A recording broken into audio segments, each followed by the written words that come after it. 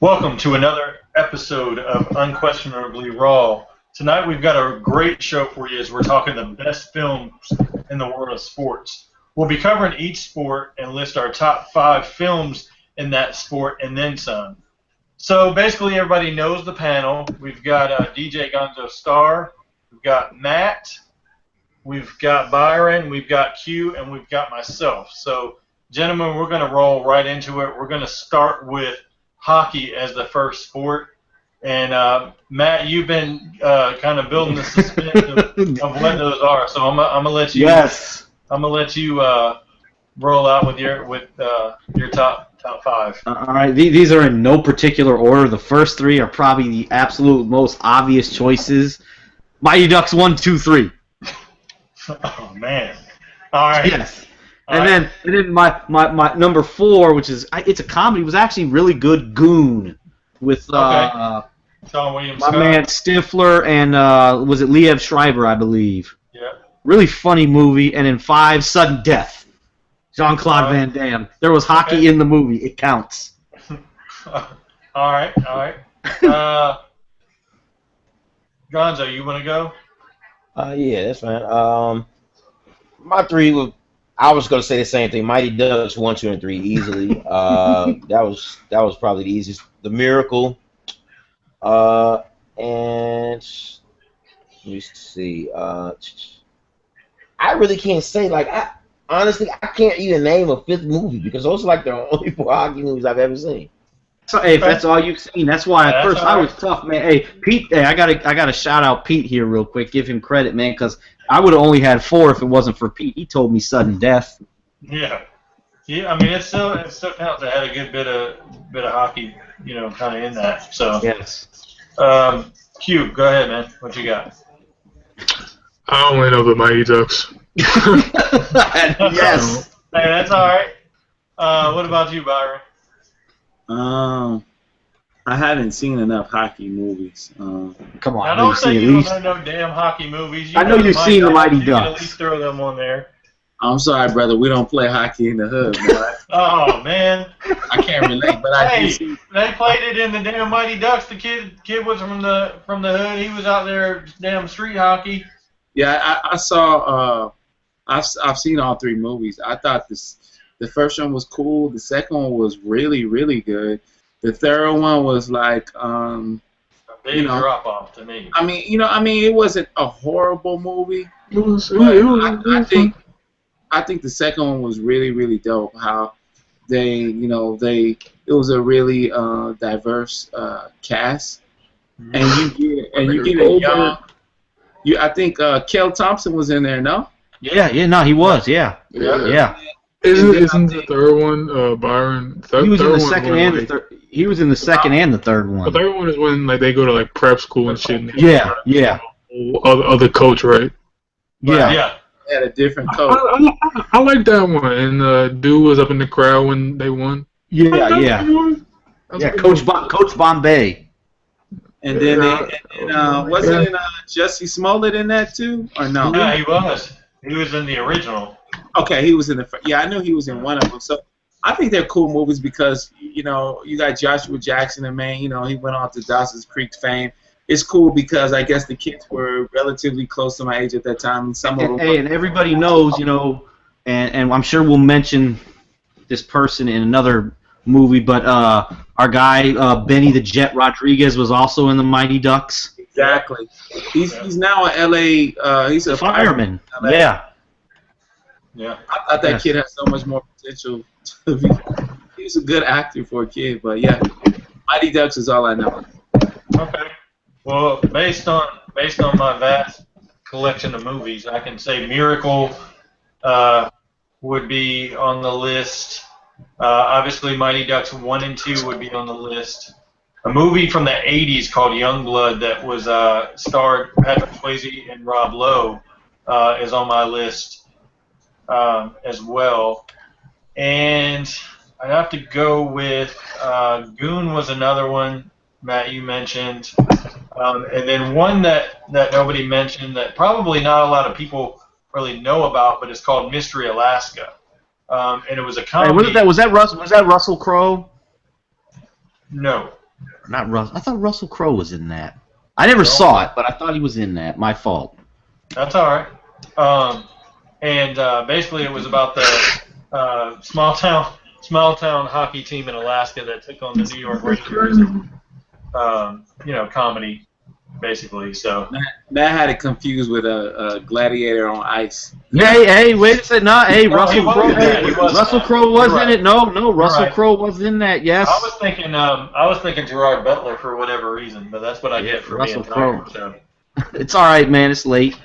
yeah, I knew it. I knew he was Russell. Yeah, and Hank Azaria was in that too. yeah. The he voice was. of a lot of the Simpson characters. Reynolds was in it. So there was some decent stars in there. Moving on, because this is probably like the least category that I like the least. So what do we want to do next? Are we hitting? We gonna hit Let's up? do like fighting, boxing, wrestling, whatever it may be. So basically, special interest kind of movies, I guess.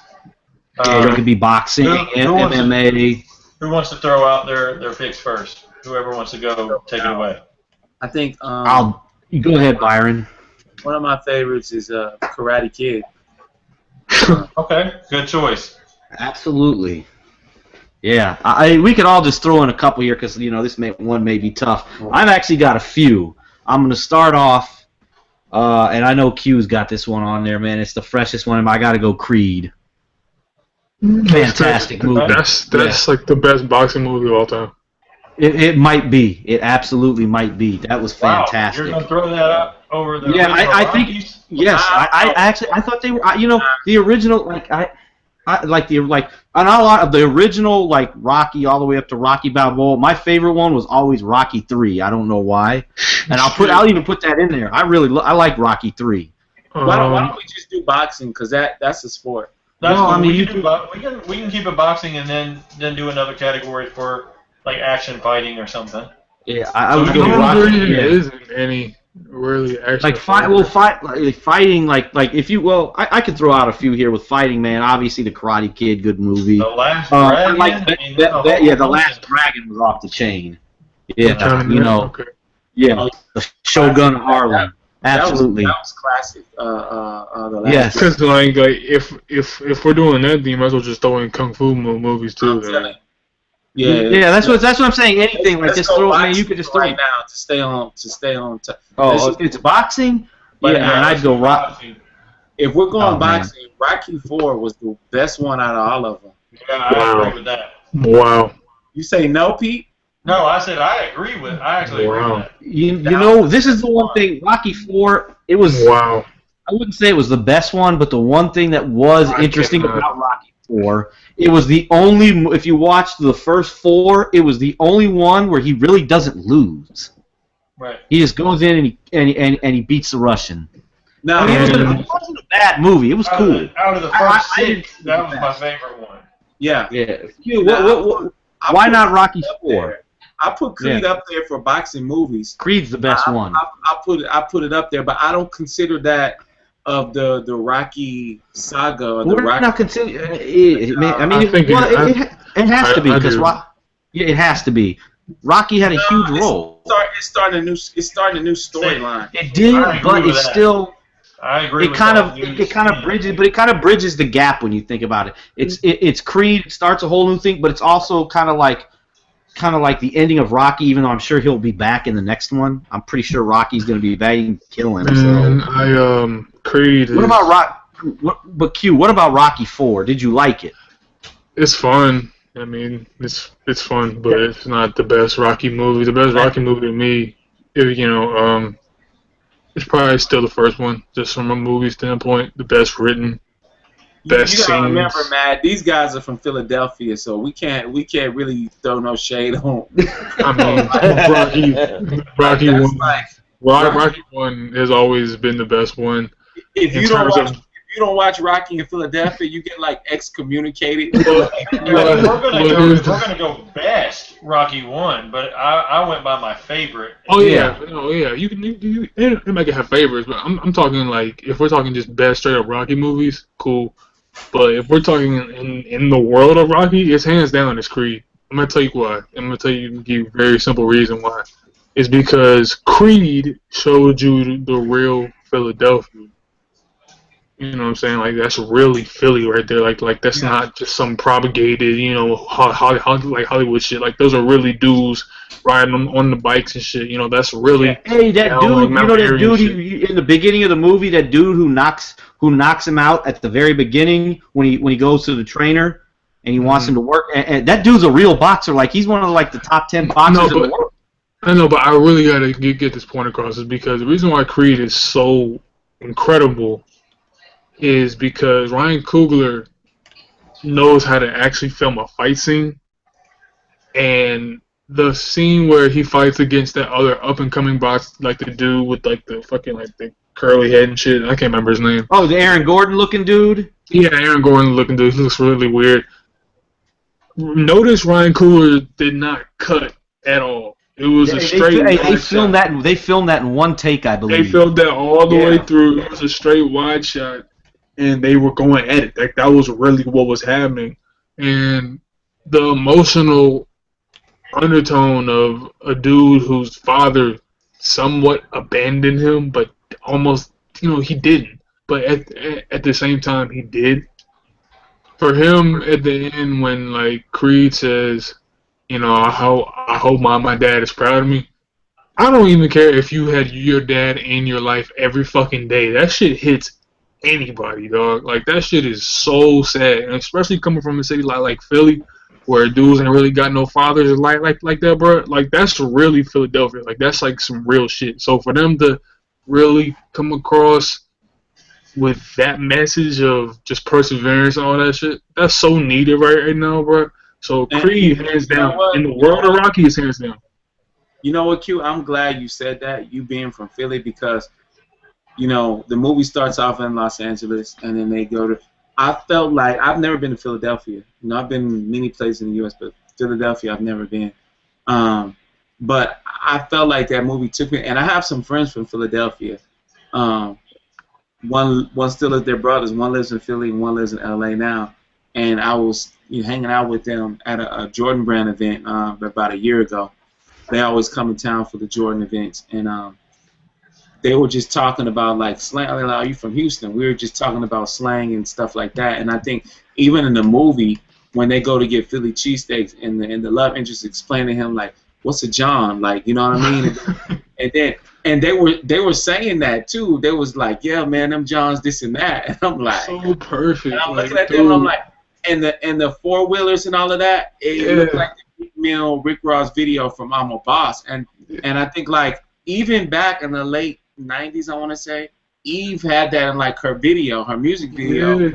She was in Philly, and I felt like, man, that really captured like modern day, like contemporary Philadelphia, but not just like, not that Rocky, the original Rocky, didn't show up, because I felt like, Rocky didn't come. He was a ghetto, Italian guy. You know what I mean? Yeah. And I think like with in that same manner, they really. I felt like I had been to Philadelphia. Like, but Pete can tell you this, is that, and I always like to get this point across. It's like, when you think of Philly, you think of like a whole bunch of, you think of the big black population, you think of the big Italian population that's in Philadelphia. But the thing is, though, is that there's so many sides to Philadelphia that nobody ever gets to see. And people think that Philly is all just, dudes in white tees and, gold with taco meat, or they got, ski mask on, or motherfuckers got ski mask on with 4-5. That's not really what we do.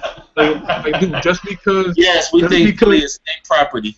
Yeah, like, dude, just because you got just because Meek is in videos with dudes with burners and shit, right? That doesn't mean every dude in Philly got a burner on him. Most of them do on the north side, but not everyone in the motherfuckers got a burner on him. So it's like, I like how they showed the feminine side with her, like, his love interest. Like she's just a regular girl, and the thing is, most dudes from Philly, most people from Philly are just regular people. You know what I'm saying? We don't really walk around with ski masks on and all that shit. Like, come on, dog. Like, it's not like that, dog. Like, I yo, wish Kobe. I wish I could say the same for LA. Bro, Kobe is from Lower Merion. If you know people from Lower Merion, that is one of the most rich neighborhoods. I believe that's South Philly. That's one of the most rich neighborhoods in South Philly, dude. Like, come on now. Like, Kobe's not from Germantown. Like, you know what I'm saying? He's not a North Philly nigga. Like, come on now. Like, I hate when they only pigeonhole Philadelphia to just being this front where we only throw snowballs at sand and we eat cheese. That's not it, bro. Like, we have rich neighborhoods and shit everywhere too. You know what I'm saying? Yeah. We gotta go to Gonzo on this. Yeah. Best boxing. Gonzo, what you got for boxing? I want to say Rocky, but I can't say Rocky. And Rocky has so many unrealistic things about it. The fact that when they punched each other on the older Rockies, they sounded like two guys like punching bags with like robots, kind of like Rock'em Sock'em robots. And honestly, if anybody fought like that, it would be two dead dudes in the ring. I'm gonna go with Ali. I feel that. Okay. I think Ali is probably boxing. I watched that movie the other day just because it came on HBO, and I think that like, man, they could have chosen anyone but Will Smith to play that. I think they should have chosen Terrence Howard at that time, but he wasn't that big. I don't think he was that big back then. Well, he played him in an ABC movie. And I thought that was, I was like, man, when they do the actual movie, not like the After School Ali special, like the real deal, they need to cast this guy, you know, because I know him from the movie The Jackson's American Dream, and I thought that Will Smith was just like, to me, it was like to me it was like I was just waiting on Carlton to come out. You know what I'm saying? It was like, wow. You know, I didn't think it was that bad. I like Will Smith as Ali, but you know, I didn't like it. It was just over. The accent was not good. It was just, to me, it was just like him playing a Nigerian. I was about to say the accent was better than freaking Concussion. Yeah, it was way better than Concussion. I mean, but they were both bad. Didn't that shit get like? Didn't it get like nominated for Oscars and shit? I don't think it was an Oscar performance. No, I think Will Smith might. Did Will Smith get nominated? I think Will Smith. He won. He didn't get nominated for an Oscar. He won. He won like Golden. He got nominated for like a Golden Globe for Best Actor. One of those. Real quick, I want to ask everybody if they've seen this boxing movie. Just came out. I think it's bordering on top 5 if you just like the emotional side of it. I know what you're talking about. I already know what you're talking about. Southpaw. Absolutely. Yeah, Southpaw. Southpaw. I just watched that. Southpaw was awesome. A few days ago. Man, Gonzo's the one who put me onto it. He made a tweet about it. I went that day and watched. It was like, wow. No, Southpaw is really good. It has a basic plot, but Jake Gyllenhaal is such a fantastic actor. To me, he's probably top 3 actor working right now, in my opinion. Whenever he does shit. For me, it was just way too predictable. I mean, of course, but every Rocky movie is too. But you just have fun with it for what it is. And the one thing I do think that gives it more depth than any other boxing film besides Creed is just like Creed. It has an emotional connection with that daughter, or it has the emotional part. So I really felt for that family. Like, to me, it was more of a drama that just had boxing in it, more than it was just a boxing movie. Like, and that's why I think it was so good about it, is because you had the emotional like core to the film. So Southpaw to me is bordering on top 5 boxing movies just off the strength of Jake Gyllenhaal and that little girl's performance. They were amazing. Being the director too. I mean, yeah, he was good too. You know, look at his track record. Yeah, it was just like, like Byron says, it's a little predictable, but what boxing movie isn't? The guy has to win it. I mean, shit. But, before we go back to Gons, you said about Creed and the emotion, like, I think that Adonis is a way more interesting and complex character than Rocky Balboa. Of course. Because you gotta think about this. That what makes the movie so interesting. You got a woman who she basically takes Adonis in because that is the last thing that she has to Apollo. Her fallen husband, and he's obviously from South Central somewhere. She takes this guy in. He has a privileged background, now he's educated, but it's in his blood to fight, and he's going to Mexico and he's fighting, and from Mexico to Philly, it's just a better. That's why this movie's down better than Southpaw. Huh? Southpaw was dope though. Southpaw was good for what it's trying to do. No. I'm just saying I don't put that. That's why I don't put it in the. I'm saying that's what I do like about it. You know what I mean? Okay, I don't put it in the Rocky that's why I don't put it in the Rocky universe, because it's way more emotional than those original. Well, to me, Creed is a much better film than any Rocky movie. Probably ever. The closest one to it is Rocky Balboa, and that's just because Rocky Balboa, after all the time that happened, all the time between the last film and Balboa, it was really emotional.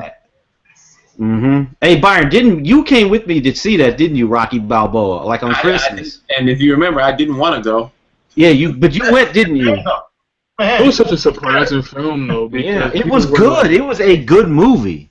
Oh yeah, I got another one for y'all. I'm gonna throw this out. $1 Million Baby. I never saw that. I wasn't the biggest fan of that one. Y'all are crazy. Y'all are tripping. Go back and watch that movie today. I haven't, but it's not my favorite. I mean, I would say it's probably like 7th or 8th on the list. Gonzo, did you see it? Baby, no, never even thought about looking at it. Y'all got to. Raging Bull, classic too. Raging Bull, yeah. Wait, is that the De Niro movie? Yeah, De Niro. That was when him and Scorsese was in their prime. Oh yeah. Hurricane with Denzel was pretty good too. Yeah, Hurricane was on my list. That's on the list for sure. Classic. Gonzo, of all the Rocky movies, I mean, I'm sure you liked Creed, didn't you? The Creed was good. Yeah. What of the Rocky movies? Which one did you like? I guess it would have been 6 of them then. If you don't count Creed, if we don't count Creed. Yeah. I'm gonna be dead honest with you. My wife, she loves Rocky. She grew up watching Rocky with her grandmother. Me personally, I hated fucking Rocky. Damn. Like Rocky was like one of the worst boxing films I've ever laid eyes on. Dude, The hate is strong on that. You and Pete, they gonna start. I'm not mad because I understand. No, hey, I respect. I'm not mad. No, have you ever been like a fan of a thing where you know that you love it, but you can see why some people might fucking hate it? Like that's why I get with Rocky is the fact that Rocky, Rocky either hits you really like right here, or you're just like, what the fuck is this shit? You know what I'm saying? And like to me, it hit me right here. But for some people, when they're like, man, this shit is stupid. I completely get it. It's like when I used to play with fucking Pokemon when I was young. People are like, what the fuck you do? I'm like, this shit is fun to me. You know what I'm saying? It's just like different. You know what I'm saying? Same shit. But they don't realize. Q's that fly ass dude who's like really a nerd. Not like that's not a bad thing. Fucking nerd. It's something. You know what I'm saying? Like, I just do tall guy that. Dude, the thing is that I have versatility. I have versatility like in high school. Like I was that dude who used to go to the nerd table and fuck motherfuckers up on Pokemon, and then go to the jock table and talk shit to them about how trash they are at sports, and then I would go to the gym, follow up the basketball players, then come back out to lunch and go talk shit to the administrators, and that was who I was. You know what I'm saying? True, I gotta ask you this, man. 6'7". Yeah. Man. You know where I would be if I had your height, man. There we go. Y'all be like, man, we got Byron on the show, man. From the like y'all be like, dang, man, how you pull that off, man? You know what's funny? You know what's funny? Everyone says, man, you know where I'd be if I had your height, and you know what I always say back. You know what I would be if I had your work ethic. I don't give a fuck.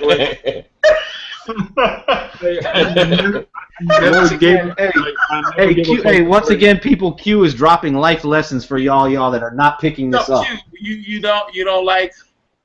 No, like I get down when it's like I feel like it. I'm like Randy Moss, bro. Like I really don't like practice. I really don't like that shit. Hey, Byron, let me tell you this, man. I see why you like that Allen Iverson practice. Me and you practice. Hugh and me could never have been on the same team, man, because I would have been in his I would have shit. lit his ass up. I would have been like, man, Yeah. Oh, fuck man. out there, Nah, bro. my height, you better get your ass out there right the fuck now. If I gotta run laps For to your ass nothing. can't Do make I a have to layup, carry I'm us gonna again? kick your ass after practice. Dude, it had, like, I was tough. I just didn't feel like doing this shit. I was like, you know what, bro? I got my money to make out here, bro. Like, There you I'm go. Hey. not- Can you shoot? Can you dribble? Can you jump? bro, I have handles. I can dunk, like, without fucking getting the first step. Like, you know what I'm saying? I can stand up under the hoop and go straight so up. we can go ahead and say this now. Like, if we all gonna meet up and play, we gotta have Byron and Q on opposite teams. You know? So, Nah, Hey, I mean, we gotta go ahead and do that now. We gotta go ahead and establish that now. No, backtracking. Trying to be on the same team as Q. Hey, I'm not insulting him. I'm just saying, like, you know, big sports guy, 6'7", like, you don't want to play ball. Like, I know Like, you. it never made sense. somewhere. It never made sense, you know, like my dad and shit. You know, when he was around, he was like, yo, dude, man, you gotta get on. You gotta get on this team, bro. And I was just like, yo, fam, I'm not really fucking with that shit right now, but I'll let you know. Yes. Dad tall too? Yeah, my dad is 6'6". I'm taller than my I'm dad, about bro. to say, like, if I had a kid that was just that much taller than me, I don't know what would happen. Like, No, my I feel dad like, played in high man, school. I'm 6'2", and if my kid was like 6'7", I'm like, man, I can't whoop this boy no more. Like, what I'm gonna do? Nah, You but know, like, my the thing, dad, like, though. dude, like, I was like, just enough about me, but I had to tell y'all this shit real quick. We can get back to the topic, but I was that dude who, like, in like probably like what 7th grade or some shit, 6th grade or some shit, I was like maybe like 6'2", 6'3", and everyone was like, "Who the fuck is this kid?" Right? And dude like passed me the ball. They're like, "Yo, try and dunk this shit." I never really tried to dunk this shit before, and this is in front of the basketball coach. And like I was like, all right. So I took the ball, I dribbled it once. I just took it and laid this shit up like right up in there, right? And the basketball coach is like, "Son, get over here, son." I'm like, what's up, bro? He was like, "You ever thought about playing basketball?" I was like, no. I walked right off. And You hit him with the Friday. Yeah. What's up I with like you, old man? No. I curved him, like, you know what I'm saying? I felt like dude on Friday. You want some of this? No. Like, you know what I'm saying? But It's bump by you. I mean, yeah. Back to Rocky. I'm sorry. I just couldn't. I had to go there. Yeah, that's all right. Hey, Gonzo, continue, man. Your boxing movies. That's an Sorry. Ali. I'll be right back. I would have to put Southpaw. I don't know. I think that might be it, really. Yeah. Fair enough. Hey, let's go to like kung fu / karate then, I guess. I was gonna say we've rolled through all the good boxing movies. I don't think Yeah, we could just kung fu / karate. I'll go. Last Dragon. Yeah, obviously, Last Dragon. Bloodsport. Best of the best. Kickboxer, Bloodsport, like you see. You know what's another good one? And it's basically Bloodsport Part 2, The Quest. Oh, yeah, I forgot about that one. The Quest was really good. It doesn't really, basically to me, Gonzo, did you see The Quest? No, never seen it. Van Damme. Yeah, it's basically the exact same thing as Bloodsport, but different. Matt, you were probably one of those that like sidekicks with like Chuck Norris and. Oh God, that movie! When I saw that movie, when I saw the trailer, I would have been probably 10, 11 years old. I'm like, man, this looks like it's going to be a cool movie. So when it came out to like VHS, for all you kids out there who've never experienced VHS, yes. So I rented it from Blockbuster. Obviously, my parents rented it for me because as an 11, 12-year-old kid, I had no money. So I watched it, and I'm like, 5-finger discount. basically this fucking movie was nothing but this fucking white kid, this nerdy kid having these dreams that he's like fighting with Chuck Norris, and I'm like, this is not what they sold me in the trailer. It's like a generic. It made it look like a generic Karate Kid in the trailer. And it wasn't that. It wasn't that. It was. It was. I went to the movies to see that circa. I don't want to age myself. It was back in we would have been in 5th, 6th grade. And no, I was like in 5th grade when that came out. Okay, the main character was such. Like I watched that movie. He was a loser. He's such a weenie, but then he pulls Winnie Cooper from freaking The Wonder Years, and I'm like, He's not a loser, man. And he was also Bastion in the second Never-Ending Story. Oh yeah. And I believe in real life he married what's her name from the Fresh Tatiana Prince, didn't he? Nah, he dated Tatiana. Yeah, or dated, He yeah, dated whatever. Tatiana Yeah. Ali, but he killed himself, and Tatiana Ali found him, unfortunately. You see, and that's why I can, not to make light of that, but it's just like, man, that really sucks because I feel like, man, if you pulled Tatiana Ali, you got and that's still your girlfriend, man. I don't know why, like you got some. But he killed himself because his role from Sequest got cut, and he wasn't getting no acting jobs. He was just such a man. He was always like, let's He say was it, but he was a also loot. He was, yeah, he was. Yeah. That's probably, Yeah. He was, but other than it, he was always, and even in that movie, he was such a loser in every movie. Yeah. And because like these Right, things yeah. about him, like he's got all this. It's like this dude is not your typical loser. They're making this dude who's probably a cool you can't. It did. I didn't. But you never bought it. Yeah. Like you could buy it because he was a young kid. Too. When you're a heart That's what I'm saying. You can't make him a loser. Yeah, you can't. Yeah, and they made him that transition. Look at Leonardo DiCaprio, man. He went from the Wonder Years. The Wonder Years. Not the one. He went Growing Pains. Yeah. And then he was in Basketball Diaries all the way up. He was in that movie Gilbert Parenthood. Grape? Yeah, no. Before that, he was in that movie Parenthood, and Tobey Maguire was also in that movie. Yeah. And he didn't even have no. You're talking about with Steve Martin, right? Yeah, he was like a little heartthrob. And Yeah, Jonathan Brandis never did. Like he always like, how are you this dude that all these little teen girls love? Yet they're making you play a loser in every one of your movies. That dude pulls some fine ass girls though. Now, did. Yeah, I don't understand it. I would want to be Leonardo DiCaprio for like a week, just the ass that he pulls, because Oh man. those some woo. But see, that's Yeah. the thing. And all the girls like fall for that shit too, and I'm like I guess if you got money and all that, I mean, Well, I ain't gonna hate. it also depends on this. Like, I'm gonna tell you the difference between like Leo and Heath, and that guy was like Heath did their movies like 10 Things I Hate About You, which is basically Same of the Shoot, and he was like, you know what? I'm not doing these teeny bopper movies no more. That's how Freddie Prinze Jr. got typecast. You know what I'm saying? And Ryan Felipe was almost on this going down the same road. But like that's what they did. That's what Leonardo DiCaprio did. He was like, you know what? I'm not doing those I'm not doing it. He did Romeo and Juliet, and that was about it. From there, He took off. We were talking like martial arts, kung fu fighting, and we mentioned Pete mentioned Matt. You're not going to put sidekicks on there. I was like, I know I wasn't, but I was telling I don't know if you remember because Q. You probably weren't even born when this came out. Chuck Norris. Yeah, you wasn't born yet. He was. Yeah, you weren't born yet. Yeah, Return of the Dragon. No. It was It's called Sidekick. Sidekick? No, I do not. I'm not a big Chuck Norris fan. Can't lie. Yeah, exactly. But it was one of those movies that sold you like, oh man, we got like another Karate Kid knockoff. Let's check it out. Maybe it's gonna. It was nothing what you expected. And We're that's talking what I was karate though. If we're talking karate. Yeah, we're talking karate, martial arts, kung fu, judo. This is like supernatural karate, but I did fuck with Kung Fu Hustle. If y'all remember that shit, that's a good one. Kung Fu Hustle. Nah, that's a funny ass movie. Also, it's funny as shit. But anyway, that one. And back when I was like a young boy, Three Ninjas or some shit. Yes.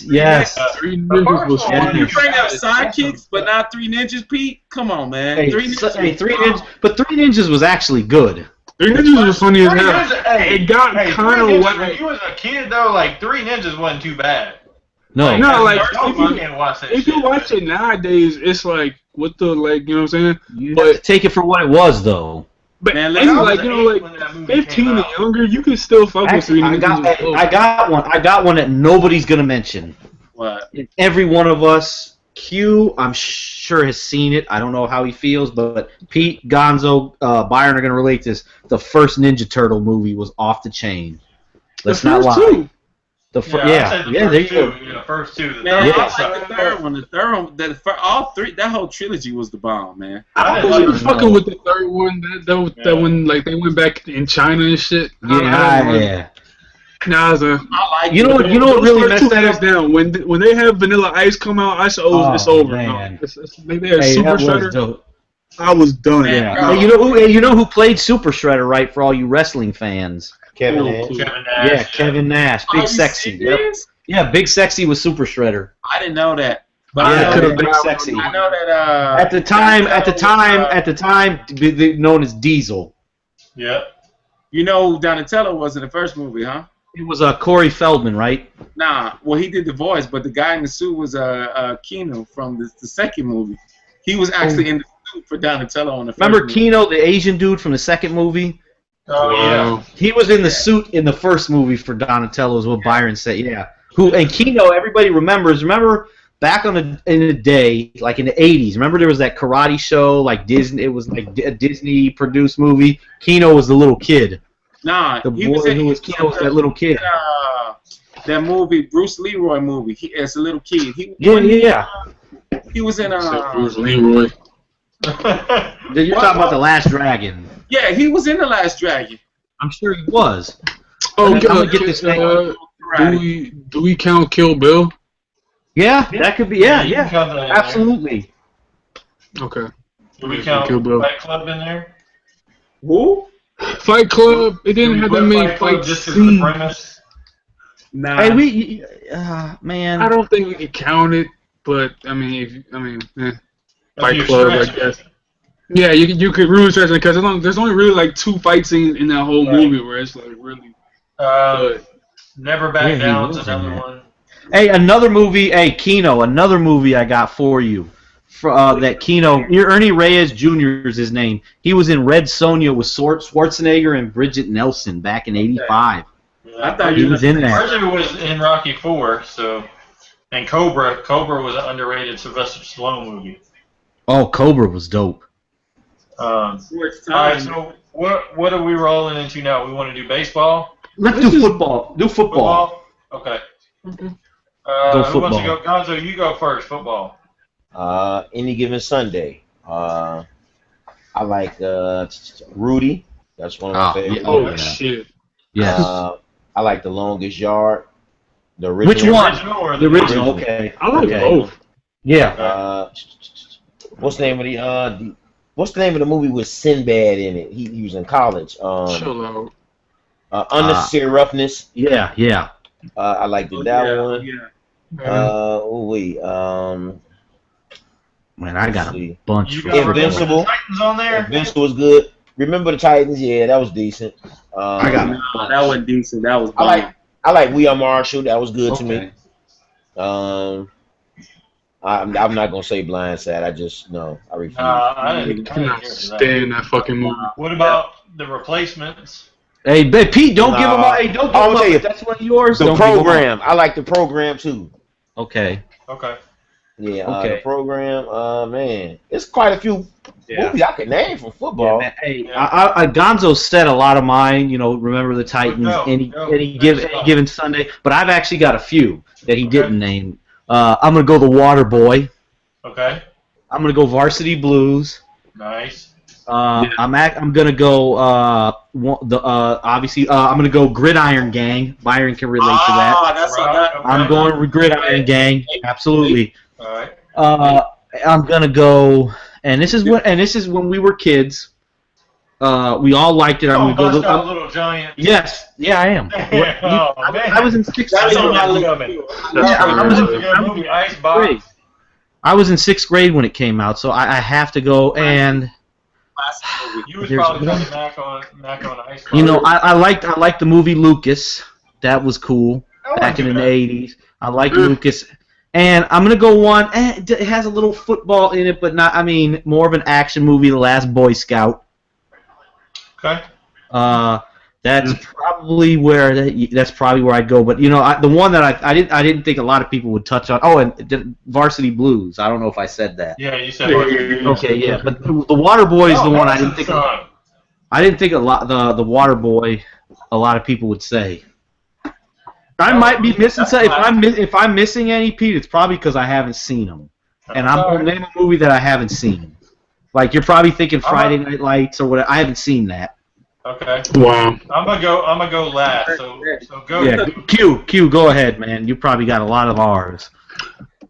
The same stuff. I do not like Rudy. I do not like The Blind Side.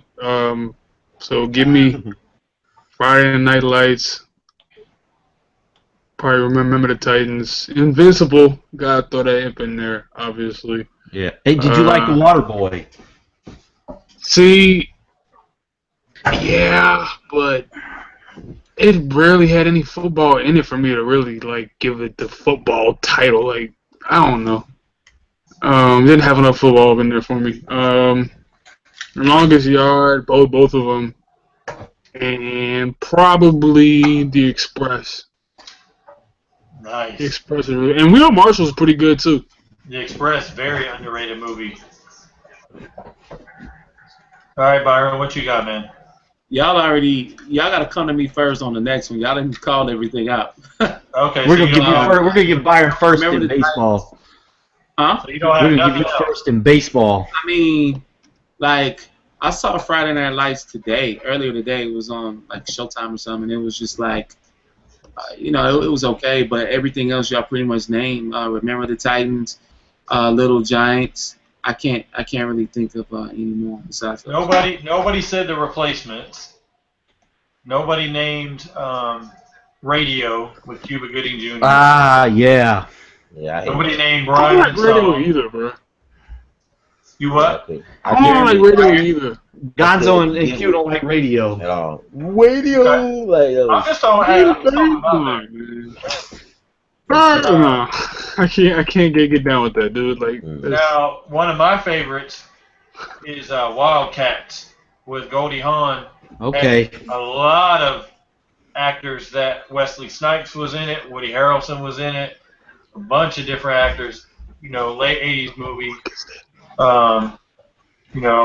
One of my favorites. I will say probably the worst football movie I've ever seen in my entire life was The Comebacks. I bought it thinking it was a comedy, this will be funny. That movie was fucking ass. They should have never. That's like one of those movies they should have just went back, to the drawing board and not even made. But When the Game Stands Tall was another one. Man, I never saw that. Was it good? I liked it, but It was all right. I know all about the Oregon whole thing with the shooting and all that. So I mean, I wouldn't say it's in my top 5, but it was good enough that I would definitely recommend seeing it. Okay. Varsity Blues for me, the scene with Ali Larder, like I'm sorry, that hands down for me, that did it all for that movie. But That was Ali Larder? Yeah. I didn't know that. Yeah, she was she was the ice cream sundae, so to speak. Because I know. Real quick, what we're not talking? Oh, real quick before I forget it, man. North Dallas 40. That wasn't too Never bad. seen See, it's hard for me to get into like really, really older movies like pre-'80s and stuff. Just because I randomly a couple years ago, my dad we were just flipping and it was on, and my dad's like, "You're gonna like this movie," and I was surprised, being from I think it was '79. I was actually surprised. It was decent. And another one we're forgetting. I guess you could consider it a football movie. Jerry Maguire. I said that. Did you? I said that. I did. I Okay. meant Okay. About Yeah. something else. Yeah. I'm like Jerry Maguire. Yeah. Y'all Yeah. stuck on some other thing. So what are we rolling into? Baseball now? Let's do baseball. All right. So Byron, you're up first. You wanted to go first, so you got to go. I got like 5. I'll give you my 5. Okay. Ton. 42. Okay. Angels in the Outfield. Okay. Ooh. Rookie of the Year, and then these 2 movies. I think of my childhood in the '90s. They were the absolute best to me. A League of Their Own, and then The Sandlot. The Sandlot is You have to. very reminiscent of like Yeah. my childhood, where my friend we had on the show when we did the top 5, Josh. Like, Oh yeah. Alex that grew up. It is very. If you take baseball out of there and you put basketball in there, I mean that is us, the dog and everything. And what's funny is you have a lot of actors that in these films like Angels in the Outfield. Who knew that kid? What's his name? Gordon Levitt would be. Gordon Levitt. Yeah, will be where he is today. I think it's incredible that that's what I first saw him in, and then of course he went from there to Third Rock from the Sun. But I mean, it's just incredible now that and even the Sandlot, there was some actors in there, they went on and did. I felt like I grew up with them. You had the one character that went on, he was on Moesha, he was on different shows, and some of those kids, they had small roles here and there. Yeah. But yeah, those are my A League of Their Own. That movie was just Rosie O'Donnell, Madonna, Tom Hanks was, amazing. Yeah. Who wants Pete, to I'll go. Pete, I'll go. Go. I obviously Sandlot, like Byron said, A League of Their Own, classic movies. But and I said it in our last podcast. We or maybe it was the one before when we talked about Field of Dreams is one of my all-time favorite movies. So obviously, Field of Dreams, The Natural, classic movie. Yeah. I'm gonna go Major League. Can't leave that out of there. Angels in the Outfield, another one. Also, there's I actually like both Bad News Bears movies. Yeah. The newer one because I'm a big Billy Bob Thornton fan. I think he's an asshole and it works. I don't know if anybody's seen the trailer for Bad Santa 2. Check it out. It's funny. Yeah. Sandwiches kid. I can't believe they brought him back. Yeah. Another one I like. It's stupid. Yeah.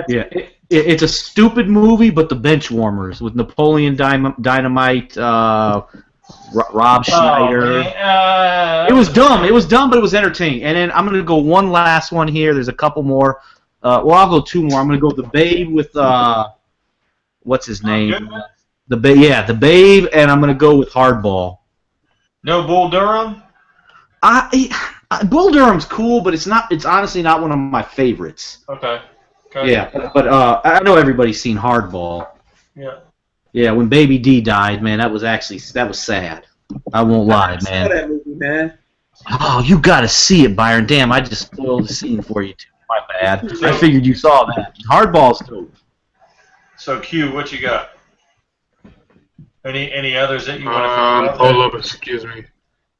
Excuse me as I mute this Frank Ocean right now. Hold up. Cause I don't know. Hold up.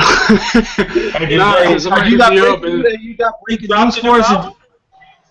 Somebody hit me up and said to go to his website because this shit was. He has music playing, and he does have music playing. It's his actual music. But anyway.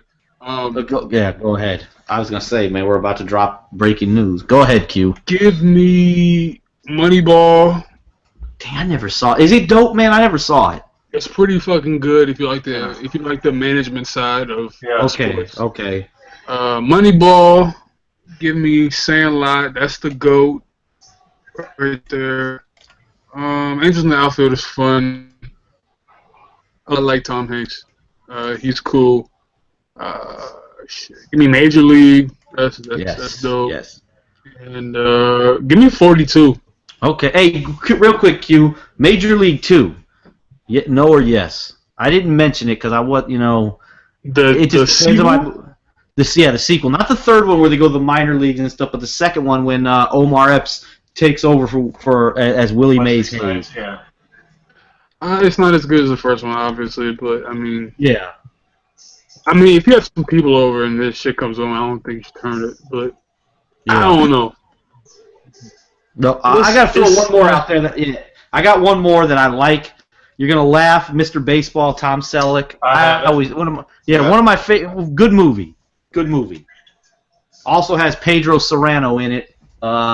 He has a very major role in the movie, actually, and because you're used to him in Major League with the bald head, you should recognize him, being as they go over to Japan. So probably the only black dude in the movie. Although Frank Thomas does have a cameo in Mr. Baseball at the end.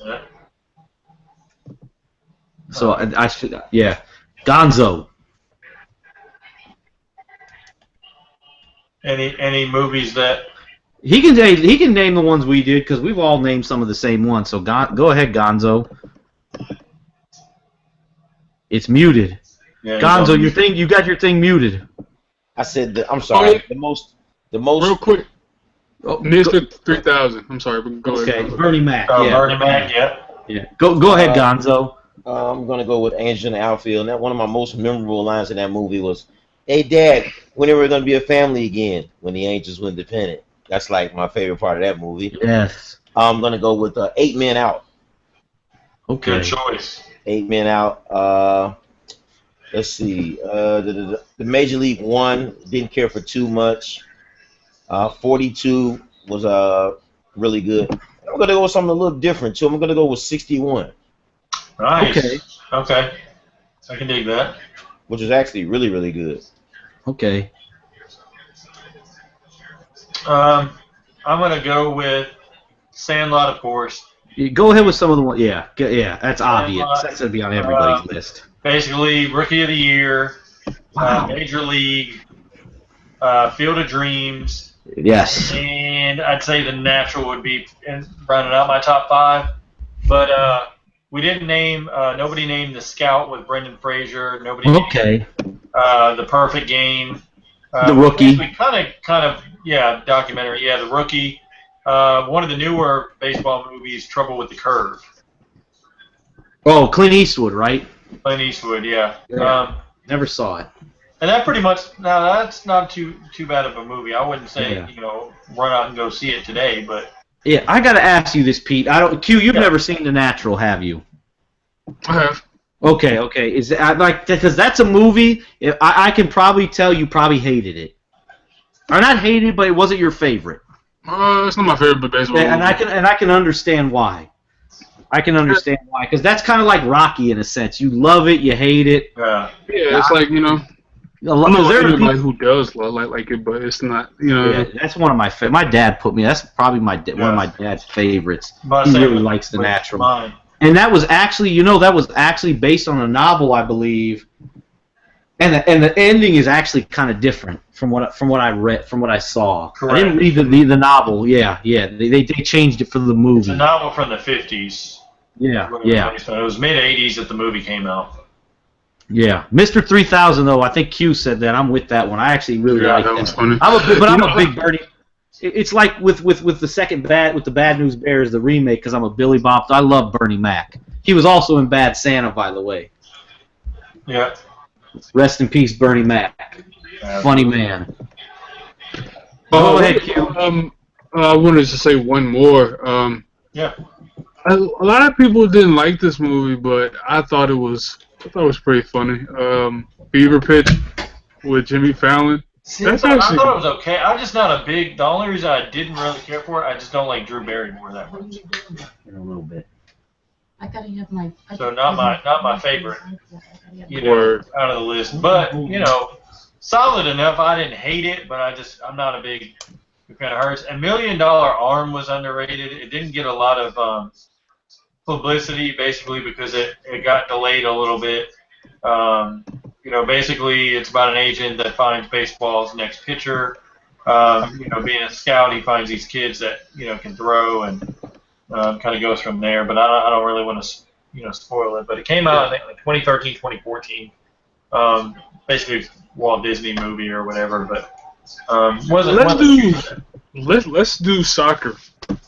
Because that'll be quick. Soccer, I got to go with. I'm gonna go with Ladybugs with Rodney Dangerfield. There. Like Classic.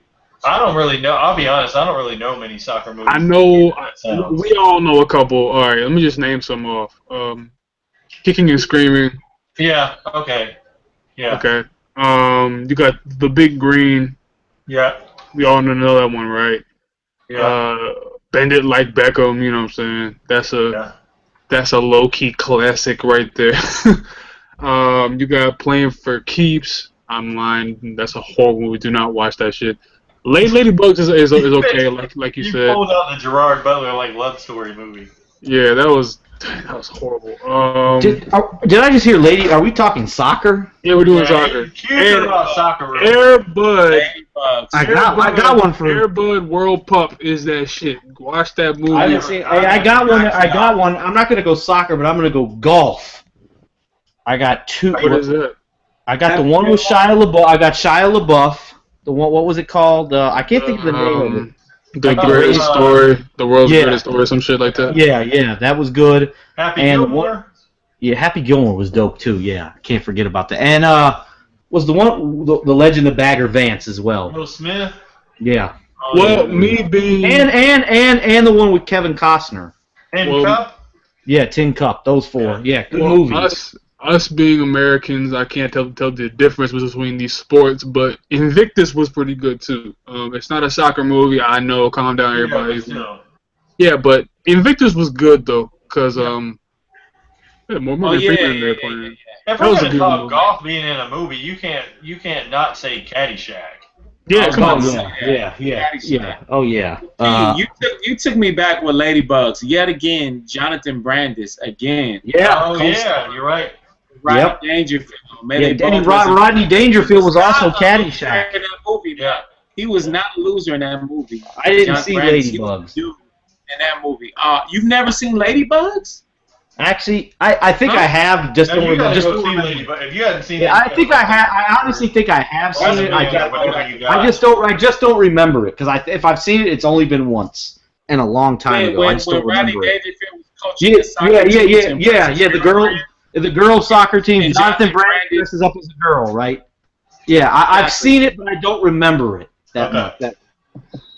Are we going to go ahead and roll into the best topic of the? Yeah, this is what everybody's. This is what the people want. This is what they've been waiting for. That's why we have it for last. We're going to roll out our top basketball movies, and let's just keep it to our top 5, and then we can. Roll out. Okay. So we're going to do our top 5. Because otherwise, we're going to end up spoiling everybody else's top 5. We'll do our top 5. Okay. Yeah, that's fair. Yeah. I'm not going to go first. Q, I'm going to let you go first, man. Okay. Just your top 5. Only your top 5. Only my favorites? Are we going to go real quick, though? Once we all give our top 5, are we going to add more? Because I've got about... We're going to add more after everybody goes. Okay. And then we can just talk about them in depth. Correct. Yeah. Okay. Because this is what everybody wants. Okay. Hands down, my favorite. I think it's everybody's. It might be everybody's favorite. I don't know, but I'll probably say more than most likely everybody's favorite. He Got Game. That's not my favorite. That's not my favorite. Spike Lee is the GOAT. Yeah, that's not even. Hey, Q, real quick, that's not even in my top 5. You're insane. White men can't jump. Okay. White men can't jump. That's in my top 5. Yeah. Okay. Above the Rim. Gotcha. Good choice. Love and Basketball. Gotcha.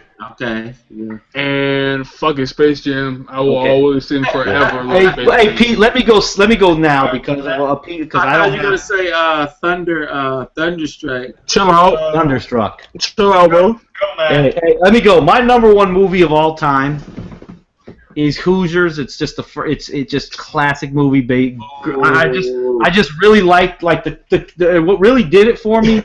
It is the character that Gene Hackman plays. I really love that character, Coach Norman Dale. Hey, I know, I get it, I get it. Even not your top 5, but no, here's why. Let me tell you why He Got Game is not in my top 5. Because there's 3 basketball scenes in the whole freaking movie, which is why it was off. All right, good. That's why, Q, because I was really disappointed by that. Hold on, man. You know what I always say? The name of that movie should have been He Had Sex, because he had sex more than he played. Y'all guys can chill, bro. I'm gonna go. That was but Hoosiers. I gave you Hoosiers, okay? Yeah. Number 2, I'm gonna go. Man, there's a lot here. Number 2 through 5 are probably all basically you could flip them, depending on my mood. So I'm gonna go White Men Can't Jump, obviously. I'm gonna go Above the Rim, Hoop Dreams, and Sunset Park. Ooh, okay. I'm gonna go Sunset Park. Okay. I love that movie.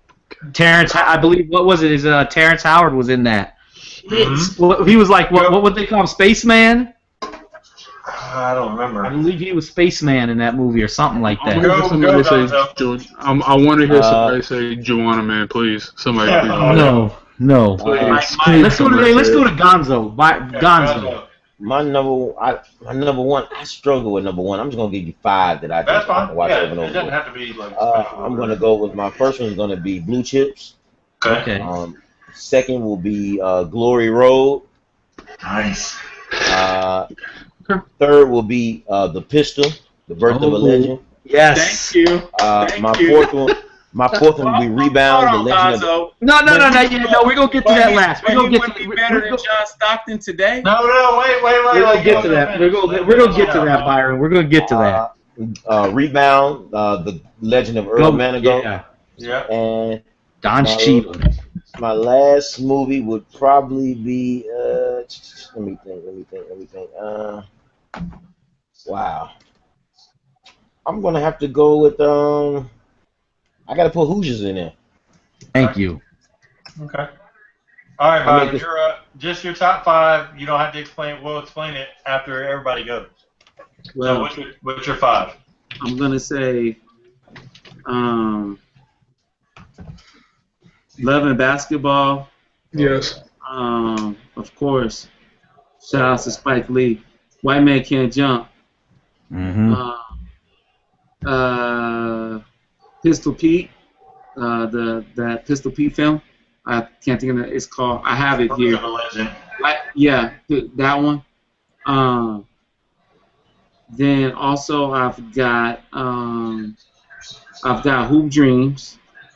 Okay. And then one that nobody said is a classic in my household. Michael Jordan, Come Fly With Me. Hey, that count. That would count, I guess. Yeah. Okay. Mm-hmm.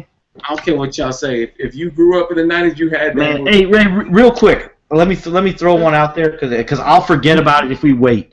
Heaven is a playground. Hey Matt, you need to write this stuff down. It ain't your turn, brother. I know. I was gonna forget, but you did your 5, and that's why I waited until you had your 5. Because I don't wanna be selfish. You feel me? I know. I see where you're going, Byron. But Heaven is a playground. Let me throw that one out there before I just forget it. All right. Pete, one last one. Honorable mention. Coach Carter. Yeah. Oh man, you had to steal. I was ready That's to all right, get Pete. That's all right, Pete. All right. So he got game. Yes. Okay. Thank you. Man can't jump. Thank you. Above Thank the you. rim. Thank you. Glory Road. Okay. And this one I kind of struggled with. So basically, a tie there would be a tie between Coach Carter and Blue Chips. Coach Carter underrated. And I mean, there's a lot of basketball movies. I mean, Love and Basketball, Hoosiers, they're up there.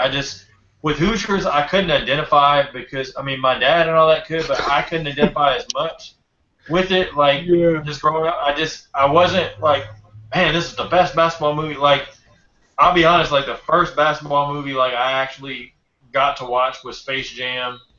That's fair. Then when I got older, a little bit older, my dad let me watch White Men Can't Jump, and then came Blue Chips.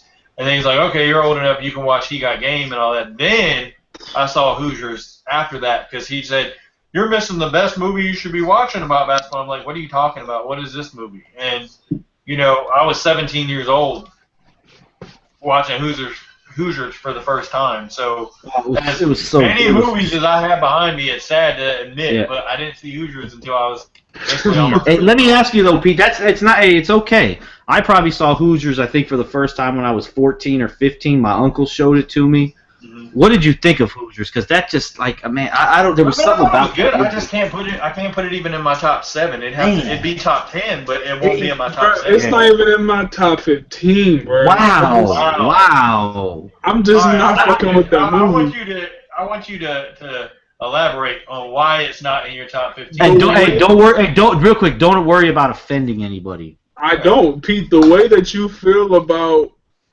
Hoosiers, the way that I feel about a lot of basketball players pre-1975. And I it's see just where like, you. Okay, I I just get you. don't feel you. It doesn't move me.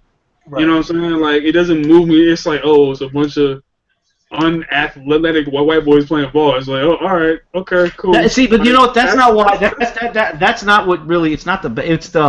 It's the character not, that Gene Hackman it's plays more that I about the love. heart, That's what you I know? love about it. That's what I really like about the movie. It's about the heart, but then again, I'm not a fan of Gene Hackman. It's not the heart. It's not the heart. Neither am I. Like Gene Hackman to me, Lex Luthor, Norman Dale. Those are the only two movies I love. The characters, but it's just his character. You know, being a guy who coaches. Like, I can relate to it. It's like, man, and the one scene that really does it for me. Remember when he first takes over, all the townspeople, they're watching the practice, the players are complaining, my practices aren't designed for your enjoyment. That's just right there. I feel like Coach Carter is a better movie for coaches than Hoosiers is, because let me ask you this real quick.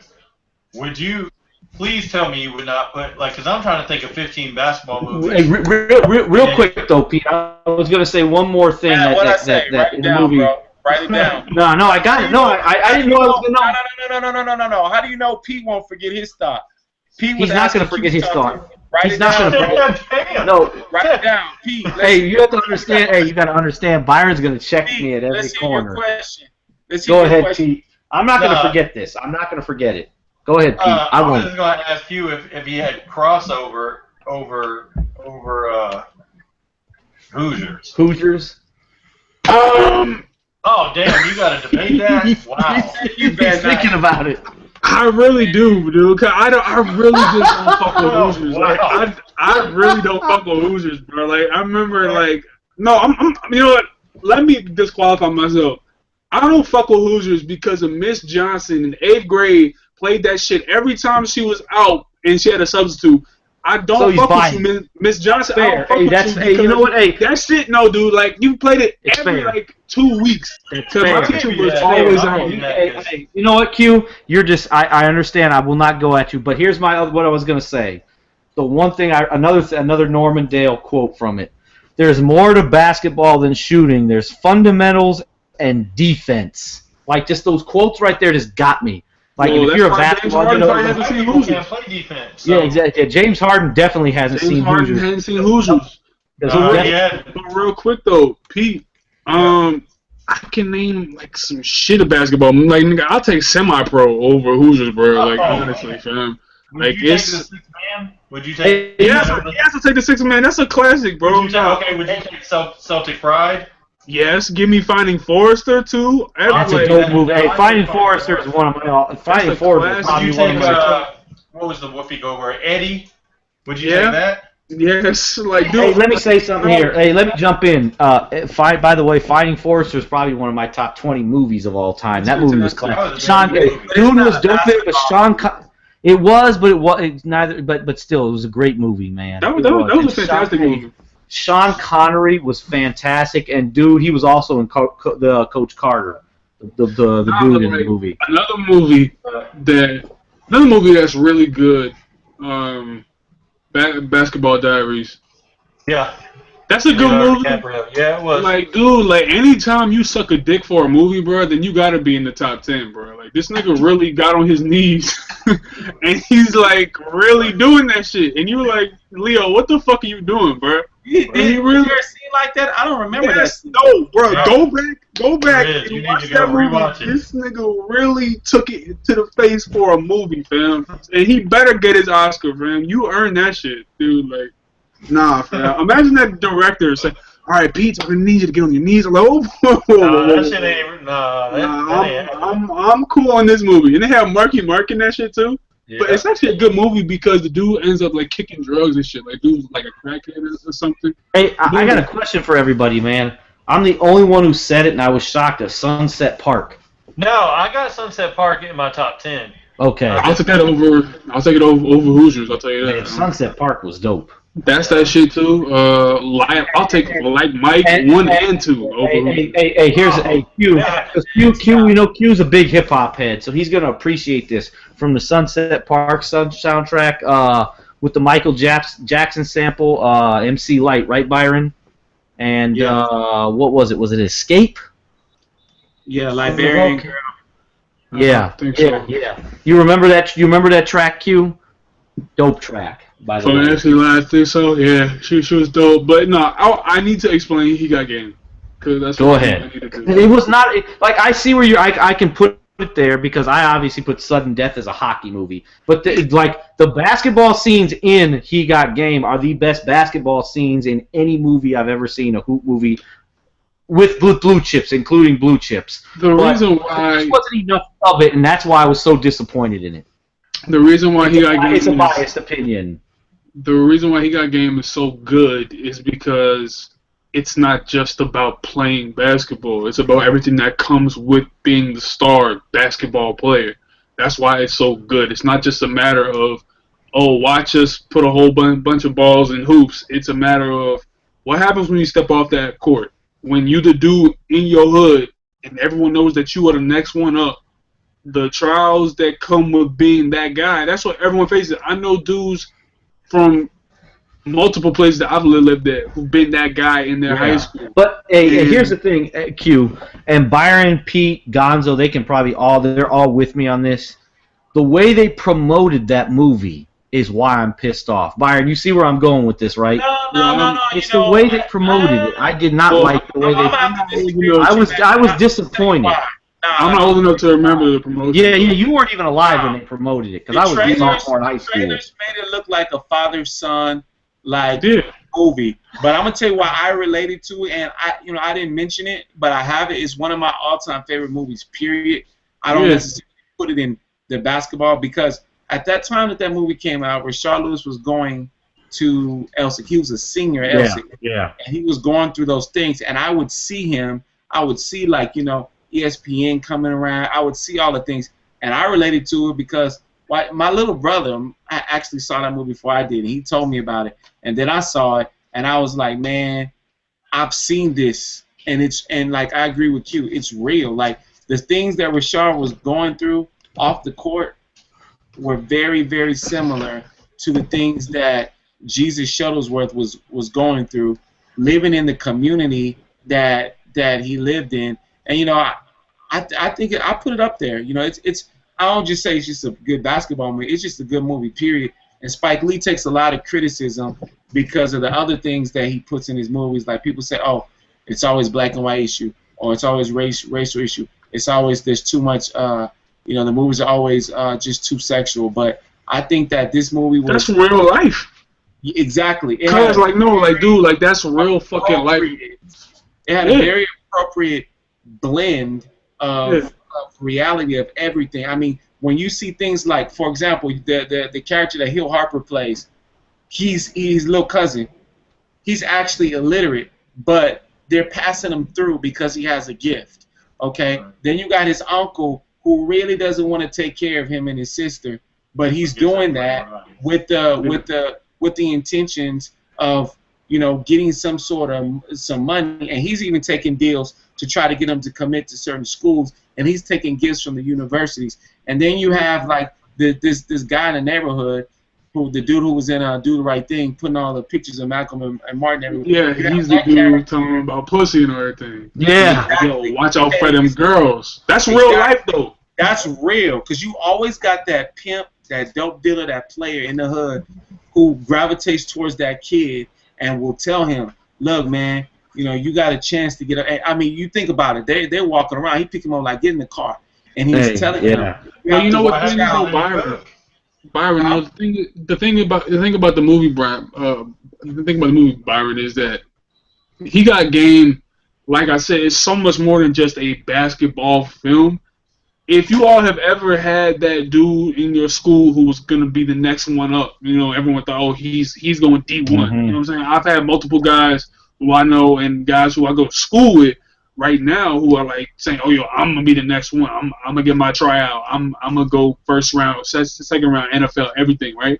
And the thing is that He Got Game is everything off the court that translates on the court. So when you see athletes like, let me just take an NFL player. When you see athletes like Josh Gordon, right? Or if anyone knows who Josh Gordon is, if anyone knows who Justin Blackman is, if you know who Gilbert Yeah. Arenas is, you know, if you know any of these troubled athletes, right? This is the stuff that they were going through when they were in high school. I guarantee it. I've seen this shit close up myself. Like, I know dudes who remain nameless. I'm not going to snitch on them. But dudes who, you know, literally went on college tours, right, to Kentucky, right? And they come back, and I'm like, yo, how was it, man?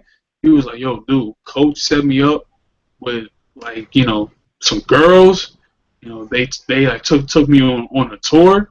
The next thing I know, man, I got 3 girls in one bed with me, bro. It's wild. Like, I know motherfuckers like that. I'm not gonna specify which sport this was, but dude, like, we know what really goes on. So in the hood, and even in middle class in their neighborhoods, this shit happens, bro. Dudes literally be taking money from the universities and everything. He Got Game is so much more representative of the culture that being a star in your neighborhood is, more so than just being basketball. This movie, this could have been a football. This shit could have been a damn tennis movie, and it would have been the same thing. Because you have parasites in your life that try to take everything from you. You see how he wants to take care of his uncle, but his uncle's only worried about himself, rarely. You see how he's taking care of his sister. These are real life things that a lot of athletes are really out here going through, bro. Like, it's like I told y'all weeks ago that, like, I believe it's like at least 50% of college athletes come from poverty. Over 50%. Absolutely. This is where they coming from, bro. So for He Got Game being hands down one of the best basketball movies to me. But I want to ask the panel, has anyone seen Love and Basketball, and what do you all think about that movie? Man, let me tell you, brother. I do like that One movie. of my favorites of all time. I relate to it because I had a little Love and Basketball situation going myself. Only in the fourth quarter I lost, but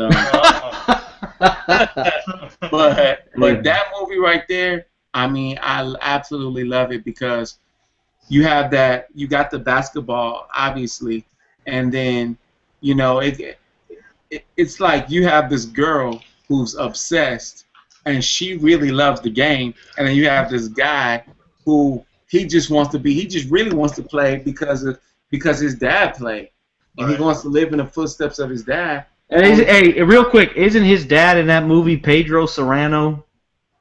No, It's the All-State dude. No, the dude. I believe it's Pedro Serrano. That's yeah, him. it's That is Pedro him. Serrano. Yeah, that's Pedro Is that his Serrano. name? Yeah, Yeah. Pedro Serrano is the guy from Major League. That was his character in Major League. Serrano. Is it? Yeah, the Yeah, same actor. absolutely. He was in Mr. Baseball. Yeah. Yep, that's him. No, his name is Dennis. Okay. Yeah, Dennis Haysbert, right? Yeah. He was Pedro Serrano in Major League, and yeah. I love that movie because the basketball scenes with Monica were awesome. The Quincy McCall, they wasn't convincing at all. I'm sorry, like No. Omar Epps can't hoop. He can't hoop. No, he can't hoop. Could Maybe Sanaa Dwayne Lathan, Martin- hey Byron, could Sanaa Lathan actually somewhat hoop? She couldn't hoop, but she worked out for that movie. She really Okay. worked. She Realistic though. she won some award for it. I don't think it looked unrealistic for Omar S. It was just like, okay, it's just some more scenes, you know. It did look like a dude who was supposed to be super cold. I Come bet on, you man, he could probably beat Pete Maravich. Real quick though. Hey, I gotta say this for all the people out there watching this. We are going, when we're done here, we're going to get to this, because I saw the Twitter debate. You know, I'm at the casino. I'm jumping in on Twitter. I'm watching Byron. I'm watching Gonzo. I'm watching everybody go in. Pete Maravich, can he play today? Can he not play today? We're going to touch on that today, but not yet. We're going to finish this up, but we're going to get on that. We have to. We got to get on it. Let me finish my thoughts on that. What I like about that movie is this. 2 kids grew up next door to each other. I like that. This is what I did like about it. I like that this guy realized, like, sometimes you can have something so close to you, and it was like he chased every little tramp that would give him some, and then and then he was like, wait a minute. Then he sees Monica at the dance. He's like, wait a minute. This is my next door neighbor. This is my childhood friend. Used to be my girlfriend when I was in like elementary, middle school. Like, man, what have I been doing? And she loves to hoop. And you know what I'm saying? And really, like, dudes, we all, like, low-key, we fantasize. Matt, no names, but you know the girl I had who, no names, who was like, and we be like low key, bro. I want to marry this. I was 19. I was like, man, I'm finna marry this girl, dog. She's just like Monica from Love and Basketball. But like, I think every dude at one point fantasizes about like a woman that loves sports and that'll watch it with him and enjoy sports with him and can play with them too, And I like the fact that he realized that, and then from there, they date. I think he was a little cold how he broke up with her, but I completely understand. And I like how it ended. Fuckboy shit. Huh? He was really being a fuckboy at the end of that movie. Yeah, he really was.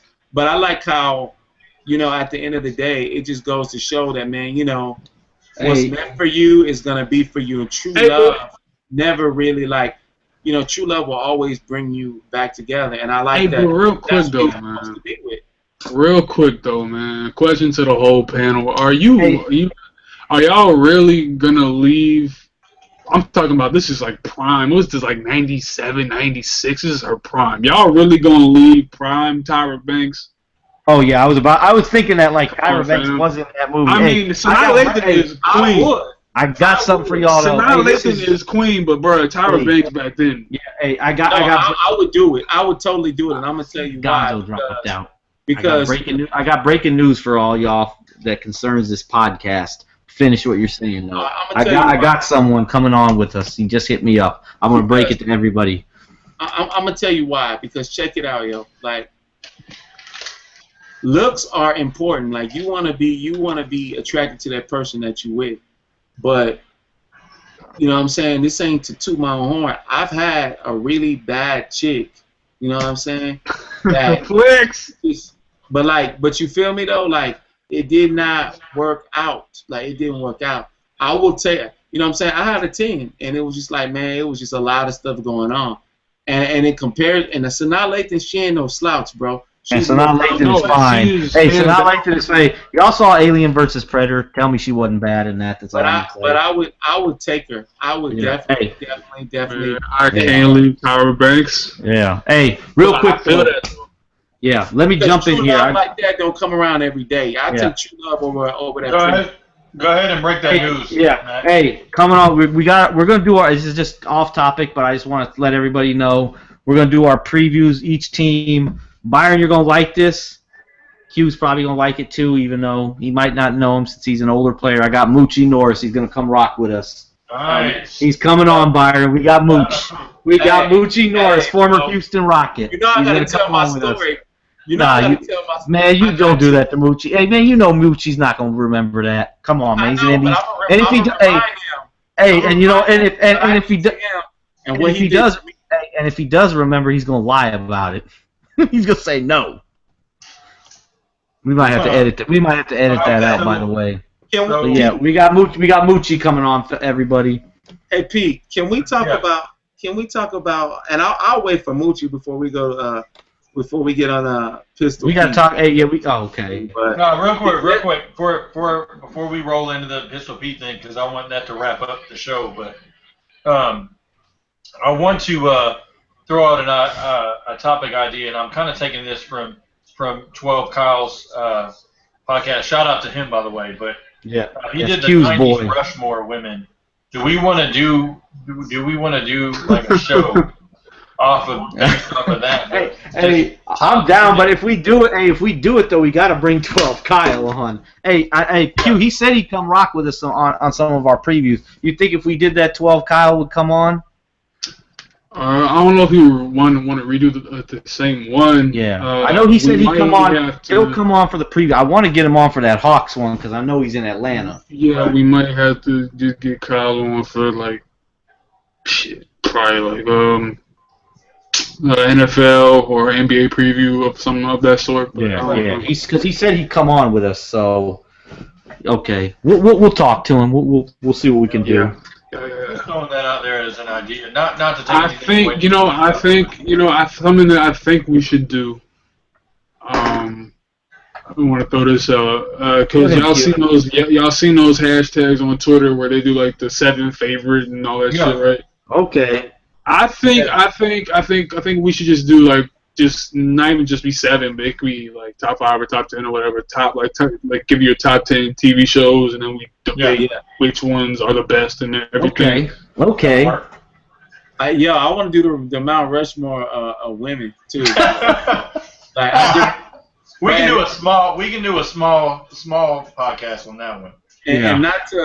And not to bring race into it, but I got my white girl list, I got my black list, I got my Latina list, I bring it all the way down. Hey. Do I even have a white girl list?